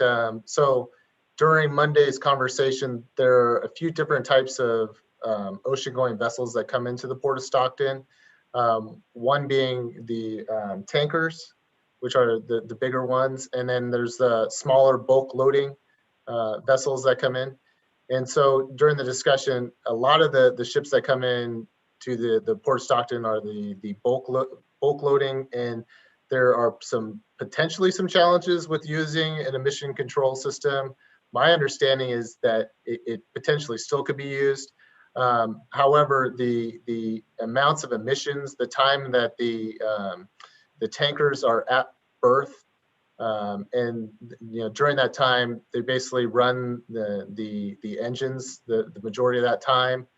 The emissions from that is somewhere in the neighborhood of 50% of the overall. So in that the information that Jeff provided as far as the emissions inventory, if you're looking at the hoteling at berth, about 50% of that would be for the tanker. So you're looking at about 40 to 41 tons of or 40, 45, somewhere in that range, just for the tankers. Thanks for that, Ryan. I want to acknowledge a couple things. Matt Holmes has been trying to speak, but has some technology difficulties. I don't know if you can unmute Matt or how your computer's working, but I think you're probably due for a conversation. So pop on in if you can. And then Douglas, I do see your hand as well. I'm also seeing a lot of people with providing some additional, they have a lot of interest around moving 3, but wanting to get a little bit more information about the port and maybe a little more detailed information related to something that was provided on Monday with the CARB meeting from the port. So I want to acknowledge that. And then Matt, are you able to talk? Yeah, I am. I think the problem is PG&E took down my power line. So I had to go to a neighbor's house and they're signed into a different Zoom client. So thank you, Hannah, for helping me get in here. Yeah, I think everybody's really covering this issue. I think we have sort of sincere needs and people are trying to understand this. I also think it's really late to be getting to some of these questions. So I'm really worried about these deadlines. I'm really worried about sort of scrambling to learn so much in such a short period of time. We finally see some of the pollution mix here. We need to see what the health impact of those mixes are. Where does that data come from? Is that just projections from engine type and frequency, or is there any monitoring that we can look at? How does that correlate to, hospitalization data that I know is out there? Like we have asthma data on census tracts right around the port, and so we could share that. The real thing that I kind of want to just get 30,000 feet on is, I appreciate that the port is here. Like, I don't see anybody else here that's looking for an incentive program. At the same time, I think we need to have a totally different relationship with the port. I mean, I sat through a port commission meeting on Monday where they didn't even know that this committee existed. They referred to an EJ subcommittee when they were talking about an outreach strategy, and they didn't mention us, and nobody brought us up there either. They had public comment sessions last July about going from 8 to 48 bulk handling ships. And to my knowledge, this committee didn't participate in that. Like, that would have been a great opportunity for them to do that. The CARB had listening sessions in October about at-berth rules and alternative offset funds and, all these fancy language things. I didn't hear about it. I live within earshot of the port. I've talked to everybody I know on this committee. They didn't know anything about it. And so we're not really being treated as a stakeholder. And so I understand, Jeff, you're probably in a tight spot. And I know you're here trying to make the port healthier. And I come from Richmond. I know what big business is, and I know the port isn't that. The port is a publicly owned utility. So if there's anything that we should help, it's something like the port. But there's just a whole tone and relationship that's that's missing here if we're going to pay for stuff out there. There's just, you know, like nobody loans me money unless they know what my finances are like. Like, is the port broke? Why haven't they paid for these things? I got a fence that needs to be replaced. I pay for that myself. Nobody's going to step in and help me do that. And there's just like there's a whole host of things that I just don't think we have time to get into. You know, I know there was an audit. I listened to my first port commission meeting. I think we should take a look at that. I think we should know. I'm sure you guys deserve the money. I know the Port of Oakland's broke as a joke because they took out like $1 billion to be brought into compliance. And maybe that's the right strategy for a publicly owned utility. You know, this isn't a private company that has an obligation to make money. It's a publicly owned utility that has an obligation to deliver its services to us. And so, you know, maybe we need to be talking about that port going into Hawk to come into compliance to make all of this stuff work. Because every dollar that we spend, and then I'll shut up, this is my last point. Every dollar that we spend here on an emission reduction, I understand it has to show emissions reduction. And I know the Air District is in a tight spot to show that. But every demand, everything that we pay for, we're not paying for exposure reduction that we know works. An air filter on a school works. An air filter in a house works. But you know, we're spitballing buy and bulk programs, and that was the other thing from CARB. You know, there's lots of those things. We had the director on the call. She listened to us on Monday. We're not at the back of the line because we don't have enough staff to apply for those programs anymore. Our need puts us at the front of those lines. And so we all need to work together on bringing everything into this community, because $40 million isn't enough, right? Whole generations of people dying 2 decades younger than their neighbors and better off census tract doesn't get recovered with $40 million. So we need to maximize all that. So I don't know if I have any questions in there. I'm not morally, I have no principles against supporting the port. I know that I don't have enough information to act on that anytime soon. Thanks for your feedback, Matt. And I see some comments in the chat. I want to ask, Douglas, I do see you, but I want to give Ryan a chance to respond to some of Matt's comments, specifically are related to, you know, what the language might be and maybe some additional insights from an industry standpoint from the Air District. Yeah, and this is just probably more clarification and wanting to understand more. You know, I've heard the desire to have more health information, health studies. The one thing that they can't be disputed, you know, there are national air quality, ambient air quality standards for criteria air pollutants, because there are a whole host of studies that show reduction in nitrogen oxides reduces ozone, which benefits public health. I don't think anybody on this committee can disagree with that. And so the measures that we're talking about would reduce those emissions.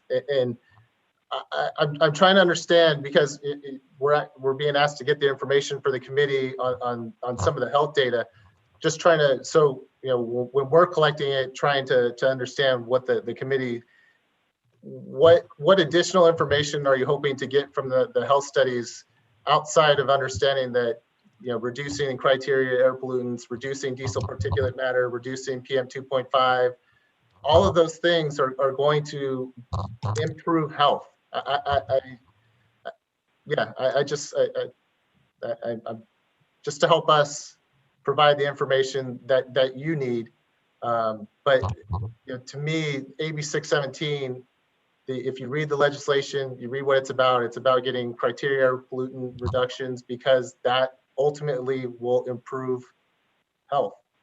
So, and I don't think there's any dispute to anything that I said, but yeah, I just, if maybe people, Catherine, or you can you know, share with I mean, I can respond to that on what to look for. Right. That help. Yeah, I can respond to that, because I don't think there's any easy answer. Like, you're in a tight spot. You've been told to write an emissions reduction plan. And we've got a CARB that says it only wants to see emissions reduction. But, you know, I think the way some of these calculations are written is, you know, fails to appreciate exposure reduction. And I think the timetables are untenable and unacceptable. And I like our chances if we work together when we push back on the CARB to talk about what our needs are. So Matt, one thing I definitely want everybody to know, and we're going to have an opportunity to look at the draft CERP. I think that the opportunities to, what I think this steering committee did an excellent job of is balancing definitely making sure that we have mitigation, exposure reductions as a key part. You talk about truck reroutes, you're talking about urban greening, you're talking about vegetative barriers, you're talking about in-home air filtration, you're talking about school air filtration. We have all of that. I think the only component that would be lacking in this community emission reduction program in comparison to other port emission reductions that I've seen would be the ones that are getting the emission reductions. While we have some, definitely, with measures like car sharing and electrifying vehicles, we do get emission reductions there.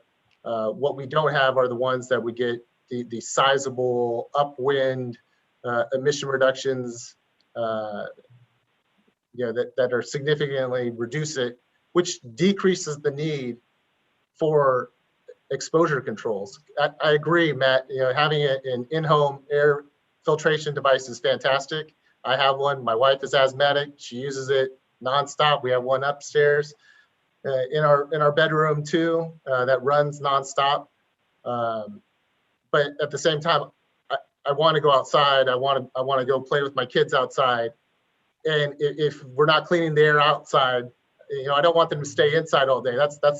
And I know you being a big outside guy, I mean, that's important to you too. I mean, getting those emission reductions from those things has to be, I would hope, would have to be, also a major consideration. Thanks for that, Ryan. So there's a lot of interest in this topic, and I want to acknowledge Douglas has his hand up, Jeffrey, and then Debbie. Doug, you've been waiting for quite a bit. I appreciate that. And I also want to acknowledge that we have a lot of interest in moving 3 over to green. And that's one specifically that I've seen a lot of chat support for. Douglas, go ahead and give me your question. It's more like a comment and a question. I understand we've been over a year now that we've been going through this, study after study after study, and just understanding the laying of more information that we're not receiving, and when the more that we see the presentation, the more likelihood that we didn't get that information, and then we didn't get that information, and we didn't get that information. So so the comment the question that I'm trying to understand is that when you talk about the Stockton port, and they generally run like the marina district that has exhausted, like what Ryan was talking about. There's more boats that come in to the port that are emission that exhausted, and they have a lot of smoke coming out of the boat. Are they regulated by the port or by air quality pollution? And I have another question as well. Ryan?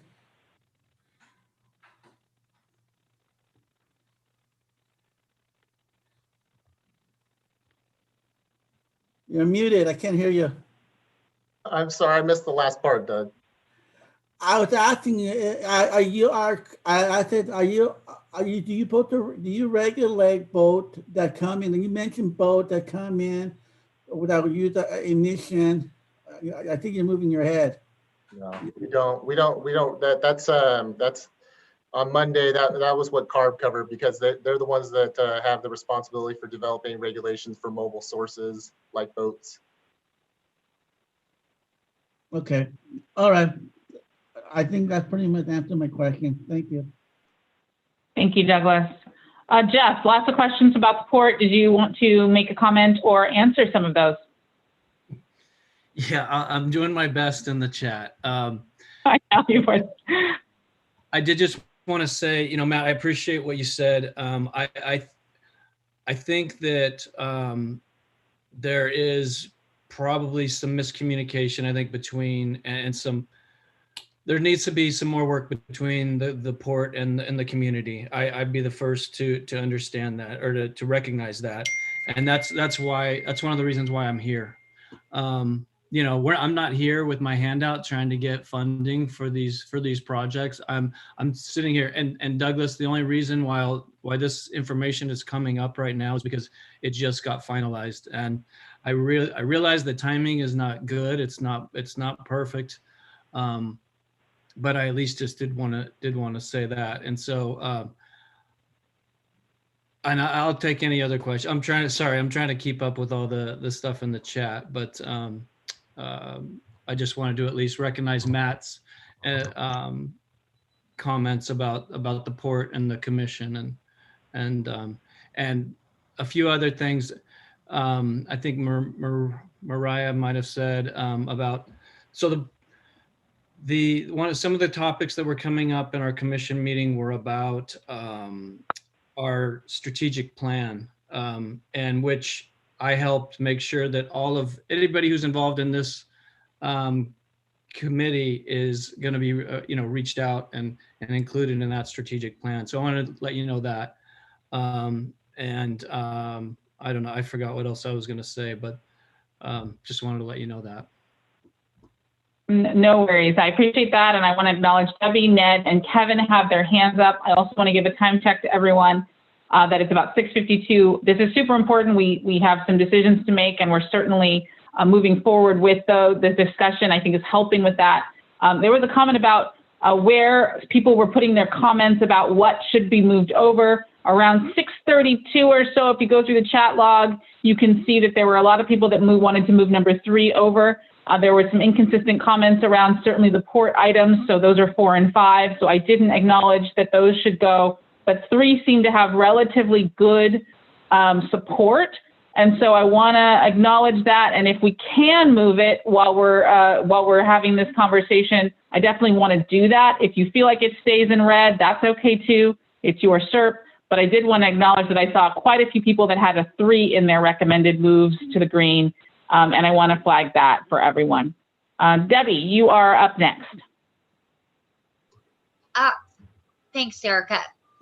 What I wanted to say, I was reading this and I think it's important for everyone to know that Jeff did say that the port receives 0 tax dollars and they have to make a profit to provide. So I thought that was interesting and something that we all should recognize, because I certainly did not know that. So that's why they say, I guess, on their website that they are run like a business. I also just want to say that it is atrocious that they don't want to take public comment during a commissioners meeting, but I know you don't have anything to do with that, Jeff, so that's beside the point. But so I just want everybody to think about that when they're talking about the port things, that they're not getting tax dollars. So they're not being paid for with our taxes. And they do have to make profits. And that's how they run the port. So just something. Thank you, Debbie. Thank you. I do see Ned's hand, and then Kevin. Just a quick pushback against my friend Ryan. I do think health studies are important. You just can't say all reductions have equal values. When we're making choices, we want to take a look at those health studies, Ryan. And there's a difference between the good type of health studies like the Fresno asthmatic studies, which Kevin Hamilton can talk about, versus some of the others. So please do not talk down the benefit of the health studies, because we have to make choices. We want to make good choices, not throw money after things that won't have much of an effect. Thank you. Thank you, Ned. Kevin, comment or question on your end? Sure. A couple of things. Number one, I hear and agree with Jonathan, and I want to again echo that compliment to Jeff. Just for showing up in a conversation like this, that's tough, and I think you've done a great job here, Jeff, in really being as transparent as possible about what's going on at the port and trying to make sure that it's involved in this as a good community partner. There's certainly other industries that aren't at this table and facilities that should be and know about it and have chosen not to show. So kudos to you. As far as health studies, I put the link up there for probably the most relevant and most current that are reflective of the San Joaquin Valley, and so I'm not going to go into that other than to say these emissions have a much higher impact on human health, especially development in the womb than we ever thought. The literature is not just building, it's exploding on this. And now it's 10, 15 years old. So it's been repeated multiple times in peer-reviewed studies. So there is an urgency here as this has a generational impact. But we have to think that you cannot do this. There's no way you're going to reduce these emissions enough in 1 year, 2 years, 3 years, 5 years even, I think is not realistic. And why should we take chances? If we invest up front in protecting these communities, our schools, our residences, which we can do. We can make sure their indoor air is reasonably clean, so they have a safe space to be in 16 hours a day or more.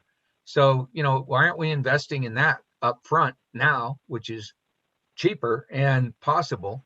And, where we can, starting the emissions process, reduction process, that's already given. It's already in place. The incentive funding is there, big picture for the Valley, and there'll be more coming year after year. I think you have to balance that out. So, I haven't seen a lot of conversation about that other than in the chat that's hit the red, yellow, green. So just throwing it out there that, I am completely, I've always said, our organization, at least, CCAC is not interested in shutting down anybody's business. That's not what we're looking for. All we want to do is help that business clean itself up. But in the meantime, people who are exposed to these emissions from those businesses need to get some help too. And AB 617 was meant specifically to do that. And it has the authority to do that. So the CARB director has the authority to say, okay, well, you can use that money for this. It's not a standard use, but it's in your CERP, so you can use it for that. CARB's board gave him that authority almost 2 years ago now. So, let's keep all that in mind. That's all I'm saying. Thank you. Thanks, Kevin.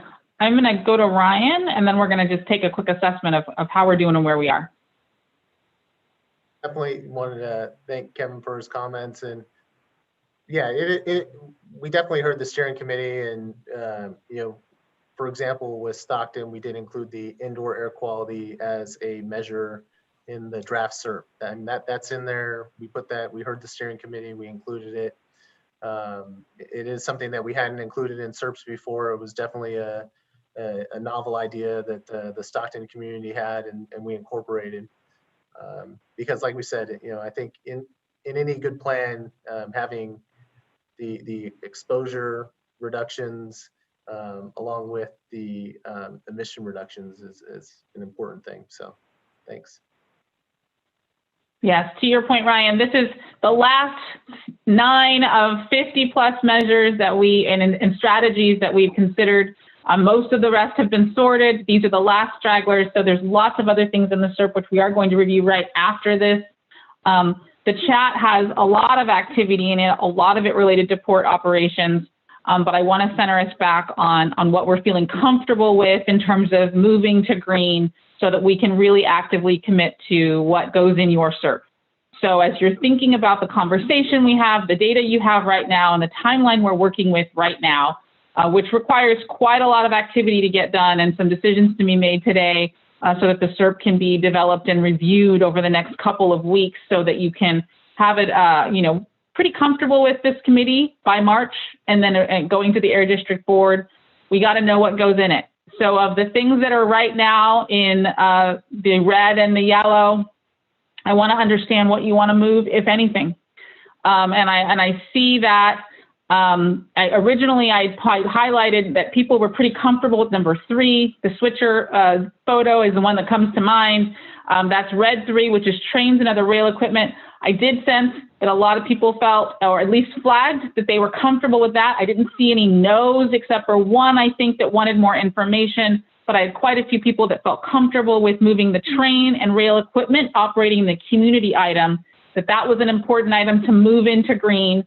Can we get a thumbs up or some kind of general head nods or others that say, yeah, that's a good decision, or we're feeling comfortable with that decision?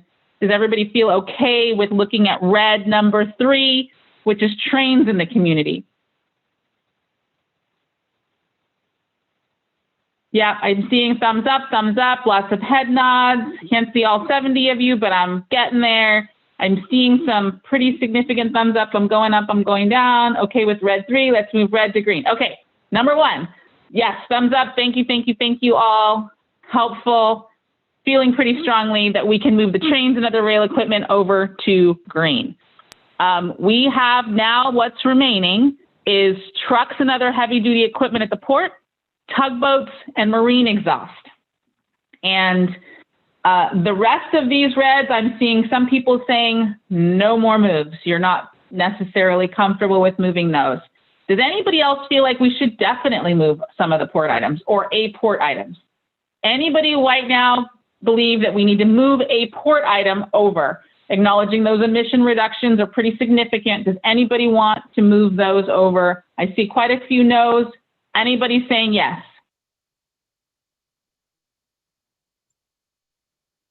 Debbie says move 4 and 5. Margot says move 4 and move yes, not at this time. The vast majority are saying no. No. And I'm trying to acknowledge especially the residents on this committee too. I know that you all really represent those that are living here, so I want to really flag those R's, and I want to highlight that I see that. So a lot of people aren't quite ready to move any. I don't feel like we've got a more than 50% that are comfortable moving any more related to the port. So keeping going. Okay. Margot, I see your hand. I'd just like to reiterate one more time that we're trying to work on our air. It's our air quality. I think the vegetative barriers are important. You know, I all think the filters are important. I think all the mitigation efforts are important. But if we don't clean up our air, that means we don't clean up our air. And these can be some big issues. I don't think we're looking at putting all our money into this. I think we're looking at a lot of incentives for the residents, and we haven't done budgets. We haven't looked at what we're spending, and I think just unilaterally not including these issues is really a shame. That's all. Thank you for that. Douglas, comment from you. I agree with Marco, because I agree that the port, we need to move some forward because our air quality, we're right by the Delta, and we need to have something that we're able to have clean air. And when we talk about, I know that when we talk about money, it's our money. It's not just whose money. It's gonna help with. That's gonna help the community, help in the community, and help whatever is going into the city. And the money that the taxpayer pay into the community is going to benefit us anyway.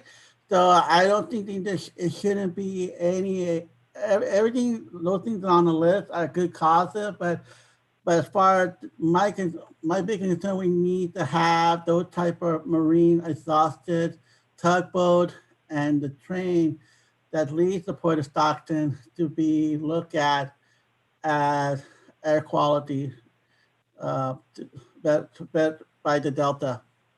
Thank you. Yeah, thank you, Douglas. Nicholas, I haven't heard from you today. I'm going to give you a chance to say something.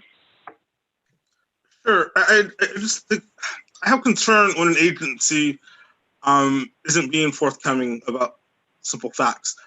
And I posted that there were 2 federal earmarks, substantial earmarks from the federal government that benefited the Port of Stockton, and I didn't get a clarification of that. I included an article from the Record that talked about how it was an issue during the congressional campaign. And so until I feel that I have a partner that is just in good faith being honest with me, I think that we need the whole discussion on those items that they could be financially impacted by. Thanks for that comment. I do want to go back to Jonathan, who I skipped over. Jonathan, go ahead, and then I see Jeff for a response to that comment, maybe related to the port. Jonathan? Yeah, I think it's when providing these projects or providing these funds for this technology is making sure that they're able to handle the technology, that they already have planned to include that technology in their portfolio for years on end. And it's not just something like, ooh, boom, they got money. And then they instantly say, oh, well, maybe there is some potential. Like there has to be some intention from them from the very start. I mean, not very start, but for the past couple of years that they've been looking into this thing, because we just don't want it to be a handout, because we need to treat this process holistically and in twofold or threefold, because that's how the AB 617 process is. It was supposed to really connect different environmental justice collaborations and work like TCC, the STEP. So I'm hoping this is the same way we'd be able to treat it. And so really making sure those companies, those facilities were intentional from the start, you know, showing the reports that they're wanting to search for all these sort of things. Yeah. Okay. Thank you, Jonathan, for that comment. I do see Jeff's note. I do want to flag it's 7:07. We still haven't talked about the draft SERP, and I want you guys to have a chance to look at that before 7:30 when the interpreter heads out. So I do want to flag that we are running low. Jeff, I'd like to go to your comment, and then I'd like to wrap up with a question on this item. And the question is for the air district, like we did with the first measure today, the residential wood burning, we created a little bit of a hybrid set of language that gave us the flexibility to incorporate some things later, maybe stagger some items. I'd love for you to think about, while Jeff's talking, what options there are for potential inclusion of port info after we have a little bit more data that might be provided, so that the committee feels like they've got enough information to make reasonable conversations, but we can still meet some of the timelines that we've established for ourselves. So what's the hybrid compromise we can make where we have the option to drop in some port stuff if we get the info we need and we have the commitments we feel are necessary? That's a question for the air district. And then Jeff, please answer whatever question or comment you had and wanted to flag. Yeah, no, Nicholas, I just wanted to follow up. I apologize if I didn't see your comment. This thing is going faster than I can even, respond to. So if you wouldn't mind sending me that point about earmarks, the earmarks, we don't get earmarks anymore, and I definitely don't want you to feel that we're not being completely honest, because we are. I'm trying to be as transparent as I can be. We can get grants, but there's no federal earmarks at this point. The Army Corps of Engineers does get some funding to dredge the Stockton Deepwater Ship Channel, if that's what you're referring to. Correct. Yes. And the last two times it was dredged, it was funded, as far as my understanding, 100% by federal funds. Yeah, the Corps of Engineers, that's a federal ship channel. The port doesn't own that. Any part of port property, we have to dredge ourselves. And so we do have to pay for that on our own. We don't get any federal funds for that. Does that make sense? I don't know if I explained that clearly.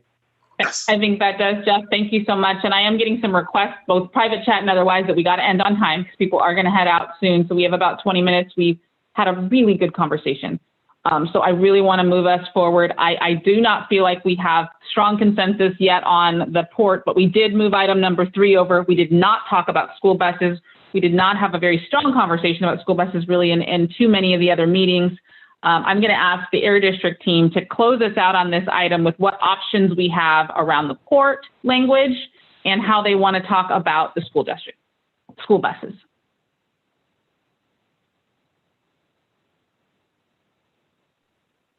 Thanks, Erica. Yeah, I mean, we could definitely, similar to one of two things. I mean, we can develop and send out language that would be used in the SERP for these individual measures for the steering committees to review and to think about.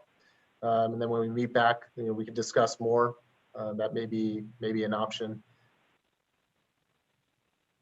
Okay, so that might be the best way to move forward with those last two items, the port items being kind of a group of three, and then the school buses, which we didn't talk too much about, that the group didn't have a ton of insight on. I didn't want to discount it. We didn't talk much about it. So it sounds like there's the opportunity for you to see what those measures might look like in writing, and that could be a way to move that forward. But for now, the most positive, I think, development is moving over item number 3, which was I think it was the locomotives, moving over the trains. That's going to go into an updated CERT. The rest you'll see in draft form, and we'll continue to refine and adjust in the next meeting. For now, we're going to give you a preview of what you have time, your homework, over the next few weeks. And so we've got about 15 minutes to go over the CERP as it stands right now. All of the green items that you've talked about for the last 4 to 6 weeks have been incorporated into this current draft of the CERP, which is going to be sent out to you all. If not tonight, early tomorrow, you'll see the version, a link that gets you to this CERP, and I think either Jamie or Jess are going to walk you through it so you know what you're reviewing and how to consider it. And this is a really important homework. Go through this CERP and really give your feedback and thoughts on how you think it's shaping up and if it reflects the priorities you said were there for you. Absolutely. And yep, it's over to me. Hello, everyone. Thank you so much for, I know this is a long meeting, but it's clearly really critical. And we've made, I think, a lot of really good progress, not only today, but certainly the past few months. And that's certainly going to be reflected in what I'm about to share with you.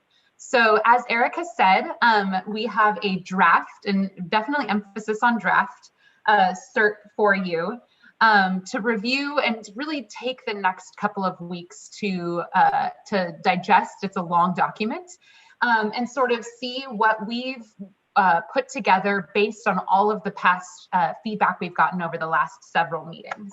And so I'll first show you, to Erica's point, it actually is, we just posted it on the website. So this is the Stockton AB 617 website. If you click here on draft CERP, you will see, takes a second to pop up, this draft CERP document. So a couple of things that are really important, just kind of as I'm going through this here, to keep in mind. The first thing is we acknowledge, you can see up here, it's 185 pages. The reason we didn't send it out ahead of this meeting is because we wanted to use this meeting to just sort of introduce what's in the document.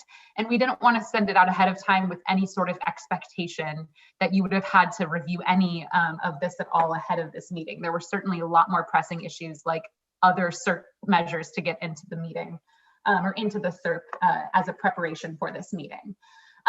So really what this is intended to do, this draft version of the CERP, is you will see a couple of different main sections. The first section, aside from the table of contents that will help you sort of jump to any sections in the CERP, the first 3 sections, I should say, are sort of just background on AB 617 and really are intended to give folks an understanding of the process that went into this CERP that weren't involved in the CSC meetings. As you can imagine, and as you all know, you're working to put an emissions reduction program together that isn't just for the 50 people on this call, but it's really for everyone that's in the Stockton community. So this introduction section, the partnerships and public engagement section, and understanding the community section is really for folks that haven't been involved to understand sort of what went into this process. So just briefly, it sort of just bulletizes everything we've done. You'll see some pictures from our first interactions with the community, some flyers about how we recruited CSC membership, some of our first interactions together, a list of committee members, and so forth. Really, what we're trying to get feedback from you on, and I'm going to be really brief so we can have some interaction before this meeting ends, is this section 4. And any time in the table of contents, you have the ability to go and click and jump to these sections. But section 4 is where you're going to find the details of all of those CERT measures that so far are in the green categories that Erica has helped us sort of sort through the past several meetings. If you can go to the table of contents, or if you have a PDF viewer that's sort of like mine where you can see them listed on this sidebar over here, You can see that we broke it down into source types. So we have heavy duty sources, residential wood burning, the port, of course, depending on what sort of programs we're talking about. And within each of these, as you go through, you'll see the measures that we've discussed, any of the measures that, again, are in that green category, outlined here. And you'll notice, and this is why I put an emphasis on draft, you'll notice that, of course, we've yet to talk about that budgeting piece. We haven't talked about how much we would replace or how much we would spend on each of these.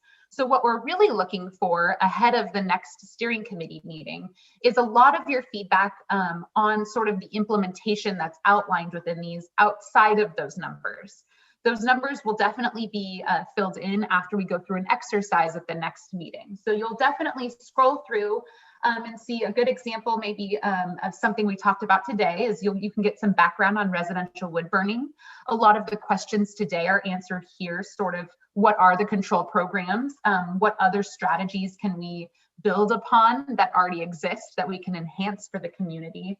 And then the first one is something that we talked about a little bit today, an incentives program. And so you can see here sort of an overview of what that means. You can see a lot of emphasis on wanting to make sure we understand the health impacts of this particular program and what it means for the community. And then you can see sort of what we would propose. And in this case, it would be expanding perhaps the incentives program to enhance the incentives, so make it a larger incentive than we already offer in the community.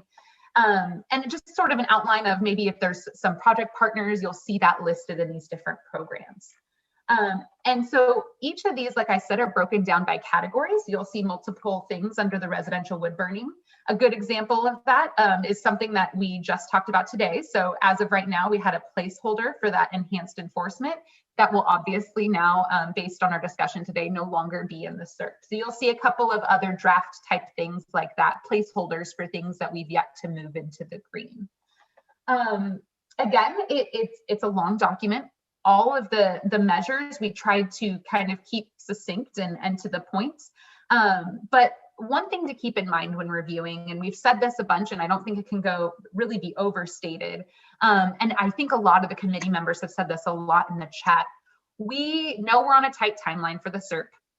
So we don't have A, the time, or B, really the capacity to outline the specific ways that we're going to implement every single one of these measures. There are dozens of measures in here that we know that as a community, we've moved into the green, we know we want to do. So the CERP really serves as sort of more of a roadmap or an outline of how we're going to do it. And then we use a lot of that implementation time once we adopt the CERP after March, moving forward to actually put in a lot of those details. So if you're looking through this and you're wondering, what's the timeline for this particular measure? Who are we going to work with? How much are we going to spend? You know, what are the due dates? What are the subcommittees? Those are all things we'll figure out afterward. This is really, do I get the gist of what this measure is about? Do I understand how it's going to mitigate pollution or reduce pollution in the community? So that's really what we're asking for feedback on.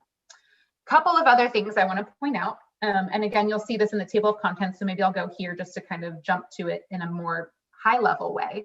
So everything in this fourth section is, again, all of the different strategy types. So when you click in here, you'll see multiple strategies.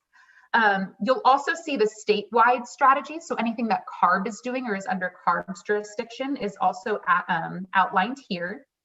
And then you'll also see an enforcement plan. So a lot of the questions that were about how do we enforce, or we should make sure that we enforce, maybe truck idling, I think had come up, or the truck and bus rule, I think was also brought up in the chat when you were discussing the heavy duty stuff. That's all in this enforcement plan, both from CARB's perspective and the district's perspective. And then finally, even though we don't have an exact measure of how much we're going to target, because again, that's the budgeting discussion, you'll notice that we already have a table where we want to make sure we're tracking progress. So that's something that we want feedback on as well, is how do we track progress moving forward, and what does that forward progress look like? So with that, I'm just checking that I've sort of outlined everything that I wanted to outline. you know, a couple of other items that aren't in here besides the actual numbers that we're going to come up with today are several appendices that just support a lot of the information that's in here. One of those appendices that we will have for you next time is a health appendix. So that will sort of outline all of the current health outcomes in the community. So we've talked a lot today about a lot of the asthma rates, cardiovascular rates. So that will be in an appendix. We'll also have an appendix of all of the enforcement activities, permitting activities, and outreach materials. So definitely more to come, but I think 180 pages for 2 weeks is more than enough homework, hopefully, for you guys to tackle. So we're looking for feedback. You are welcome to send it to the ab617@valleyair.org email address. Or reach out to any one of us. If I know a lot of you talk to Ryan or myself or Zong before meetings, any one of us are happy to hear that feedback personally and take a call. But for now, I see the chat blowing up and it's hard while I'm sharing this. So maybe I'll just stop now, given the time, answer any high-level questions about just the structure of the SERP and the timeline. And I believe February 14th, which is Valentine's Day, is the last date that we'd like to at least hear initial comments on the SERP. That's definitely not your last date to provide input, but we definitely want to hear before our next meeting, which is on the 16th, to give us some time to respond. All right, I will maybe stop sharing so I could see everyone and kind of work from there. Perfect. Thank you, Jess. I do see 2 questions related to this document, which is a due date, which she said was the 14th, to give them at least a day to review it before the meeting on the 16th.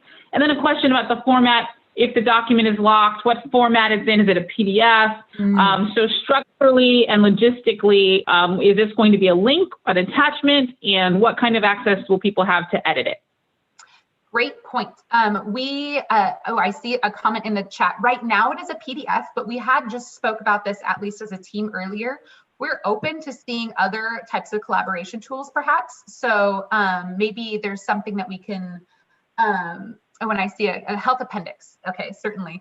But yeah, maybe we can work to see other ways that we can get good feedback on this. It's a large document, so I certainly understand that it might be easier to provide feedback maybe in a different way. Jessica, can I interrupt real quick? We also have to be sensitive to security issues at the district, and unfortunately, Google Docs we can't use because of security issues at the Valley Air District and our IT team. So I've had this conversation with several people, and unfortunately, that's one we can't do. Got it. We will certainly, though, maybe we can explore. Oh, sorry. I was just going to say to Matt's point, it looks like I just pulled it up and I was marking on it. So if you prefer to do that, it is a PDF that is active and you can save that and send it back for those that Excellent. Great point. Yes. So it looks like you can pull it up and mark it in PDF and send it. And actually that would be great for us because it would be really easy sort of direct feedback on the pieces of the SERP. And just to, for Jonathan's question, you all already have more time to review this than Fresno did. So you already, Fresno, the final version, they had like 2 days to review, just so you know. Also, you should have in your inbox a link to it. And also this draft is on the public AB617 website. So feel free to share with other individuals that you think might be interested. Absolutely. And again, it's right here in the corner. If you wanted to make sure that you sent it out to others. And then the items that we talked about today will be incorporated over the next 24, 48, this week. You know, there's draft language that will be dropped in. So if you added in an item, it would get incorporated from today, it would get incorporated and for you to review and approve over this review time. Could you repeat that, please?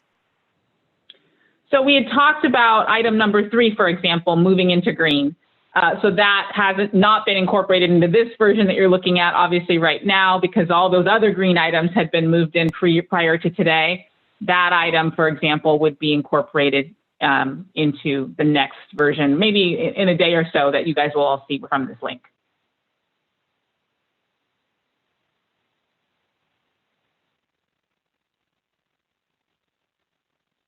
I'm seeing if there are any additional questions for you. I want to flag a comment that I just saw Jean post, and it looks like there's a lot of chatter in the chat box about the Port of Stockton.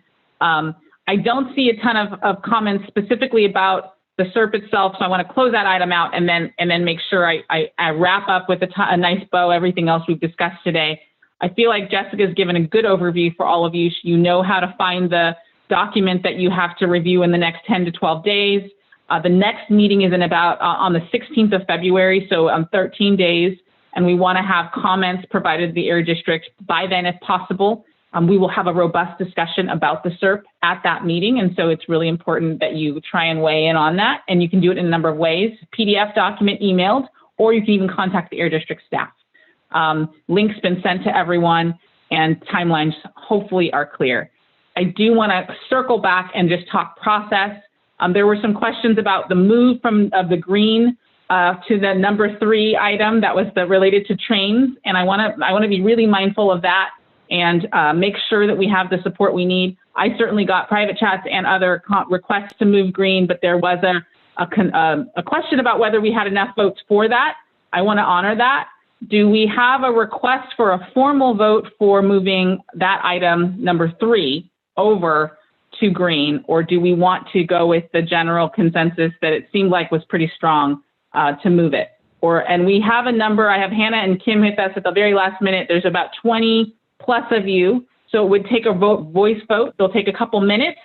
Do we want to do that voice vote and formalize that move, or do we feel comfortable, CSC voting members, with the conversation that we had? Seemed like most people were a little frustrated about the port items, but there was comfort around the train. So I want to be mindful of that and honest and make sure I'm hearing all of you, of which there are quite a few.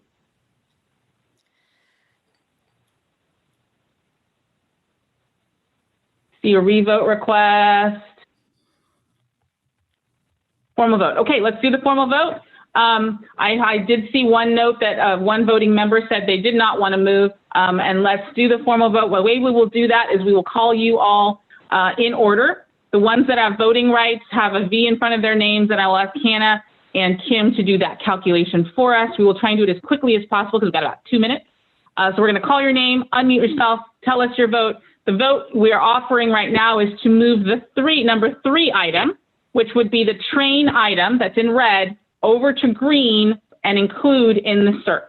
That is what we are voting on, and we're going to take you in order and calculate your vote specifically, and we need 50% plus 1. And of the remaining members, Kim and Hannah, I'll ask you to do my math for me. Yes. So Kim is going to call the names, and I'm going to check your votes on the spreadsheet and let the spreadsheet do the magic. Okay. So going in order on my participant list, we have Catherine Garuba-White. Okay, Kim, can you? I'm sorry, Kim. Can you be a little bit more loud on the last name, please? Yes, Catherine Garuba-White. I vote no. SB Vielma.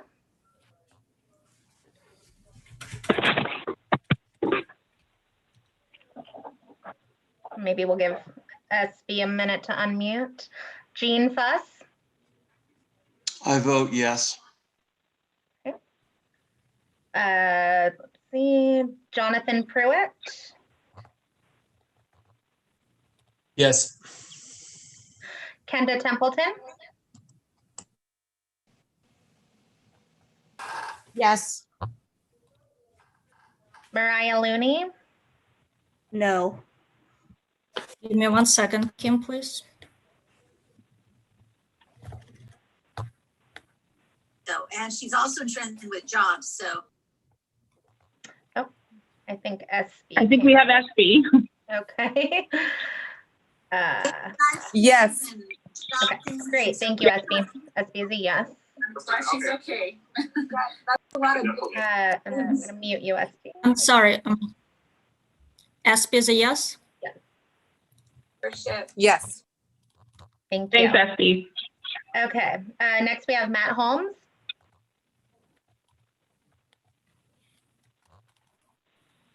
No, not tonight. Thank you. Noemi, I don't want to butcher your last name. Noemi Jauregui, not tonight, thank you. Okay, thank you. We have Paige next. Okay, Kim, hold that. Let me record. Name me vote. I will say no for this evening. You. I'm sorry. What was Paige's vote? It was no. No. I'm sorry. What was the last name? Can you look? Can you look? T. With a T. Tengeluk. Hannah? I'm sorry. Can you spell that? I'm scrolling through my spreadsheet. Tengeluk. And I think you can sort it alphabetically if that's going to help. Sylvia Cantu. Yes. Tina Lau. Wait. I'm sorry, guys. It's been a long night. Okay, so it's Sylvia. Yes, can too. Okay. Tina Lau. Yes. Okay. Hannah, just a second. You good, Hannah? Yes. Okay. Anthony Macias. No.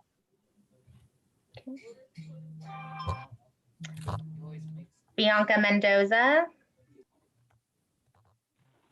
I vote no. Thank you. Douglas. I vote yes.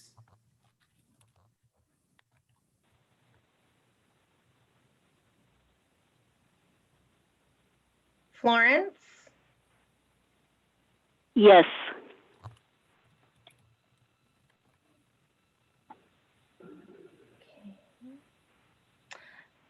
Gloria.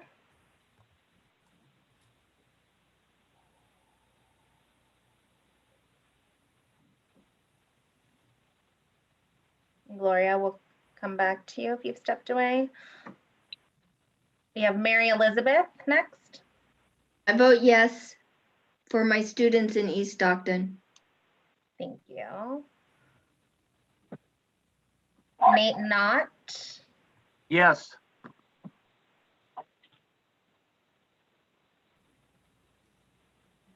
Ned Leba.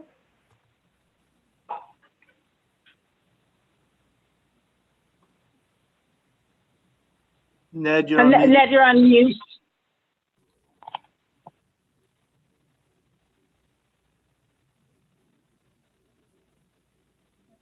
You folks are muting me. I vote no. Okay, and we have a note in the chat that Gloria can't use her microphone, so we'll wait for her vote in the chat. Next, Nicholas Hatton. No for me. And Hannah Gloria is a no as well. Okay, thank you. Regina Griffin.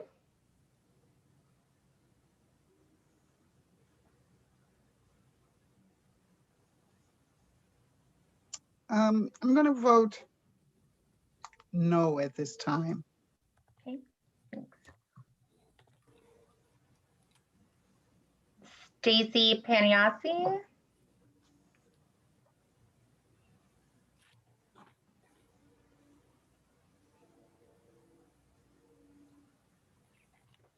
We'll come back to Stacy. Taylor Williams. Vote no. Thank you. Victoria Moreno. Yes. Perfect. Margot Prowse. Yes. Oh, it's Stacy. I see you got unmuted.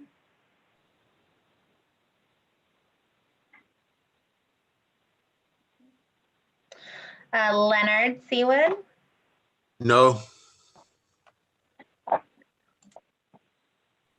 Okay. Oh, Stacy voted no. She is not able to unmute either. Stacy, what's the last name? Kenyasi. Okay. And then we have one alternate who is allowed to vote because her main member left. So that's Cynthia Lau. Oh, and thank you, Kim. I vote yes. Okay. Okay, I think we got everyone. If I didn't call you or you were unable to mute, let us know in the chat or go ahead and speak up. I wasn't called. Oh, Don't sorry, worry. Ed. No problem, Kim. Don't worry about it. I vote yes, please. Thank you. Was there anybody else? And now you know why we don't do votes on everything, just process-wise. It takes a little bit of time. It's worth it, but it takes some time. And I will answer the vote question separately, but anyone else? And we had a few people leave, and I apologize for that. Ironically, the note by the count I've got, it's 14-14. Hannah, what did you have on your list? Yes. Yeah, we had a couple of people that left before the vote, unfortunately, and I believe that it's tied now 14-14. The consensus is 50% plus one. So a number of those people that had to leave might have made different decisions, but I do think that right now we cannot move the number 3 over based on your charter. And so we will be leaving number 3 in red, which means the trains stay in red. This is your process in your committee, and we want to be mindful of what your goals are. So you guys can negotiate with your teammates or call our CSC members over the course of the next few days and weeks as we review the SERP. And you guys have 2 weeks to do so. And what we have to do now is make sure that we've addressed all of the comments related to the current strategies and the SERP draft and all the questions, and then take public comment. And we can do that in 60 seconds. Any parting comments for the group before we go to public comment?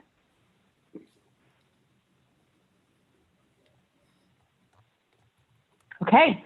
Can I ask Heather and team or others if there are any public comments on either YouTube or Facebook or any of our other channels via email? I have not received any. Thank you for checking. Sure thing. I want to show you prior to this, the next steps in this process. Hannah, if you can go up to slide 1 above public comment. Nope, too far. Right there.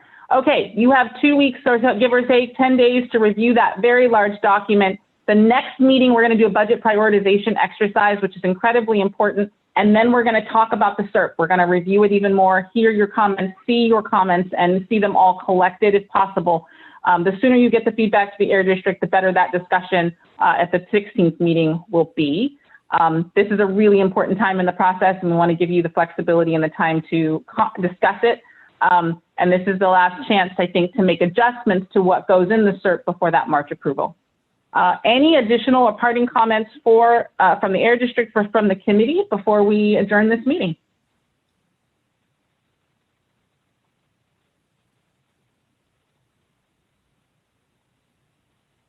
Okay, hearing none. Seeing none, thank you all for your time.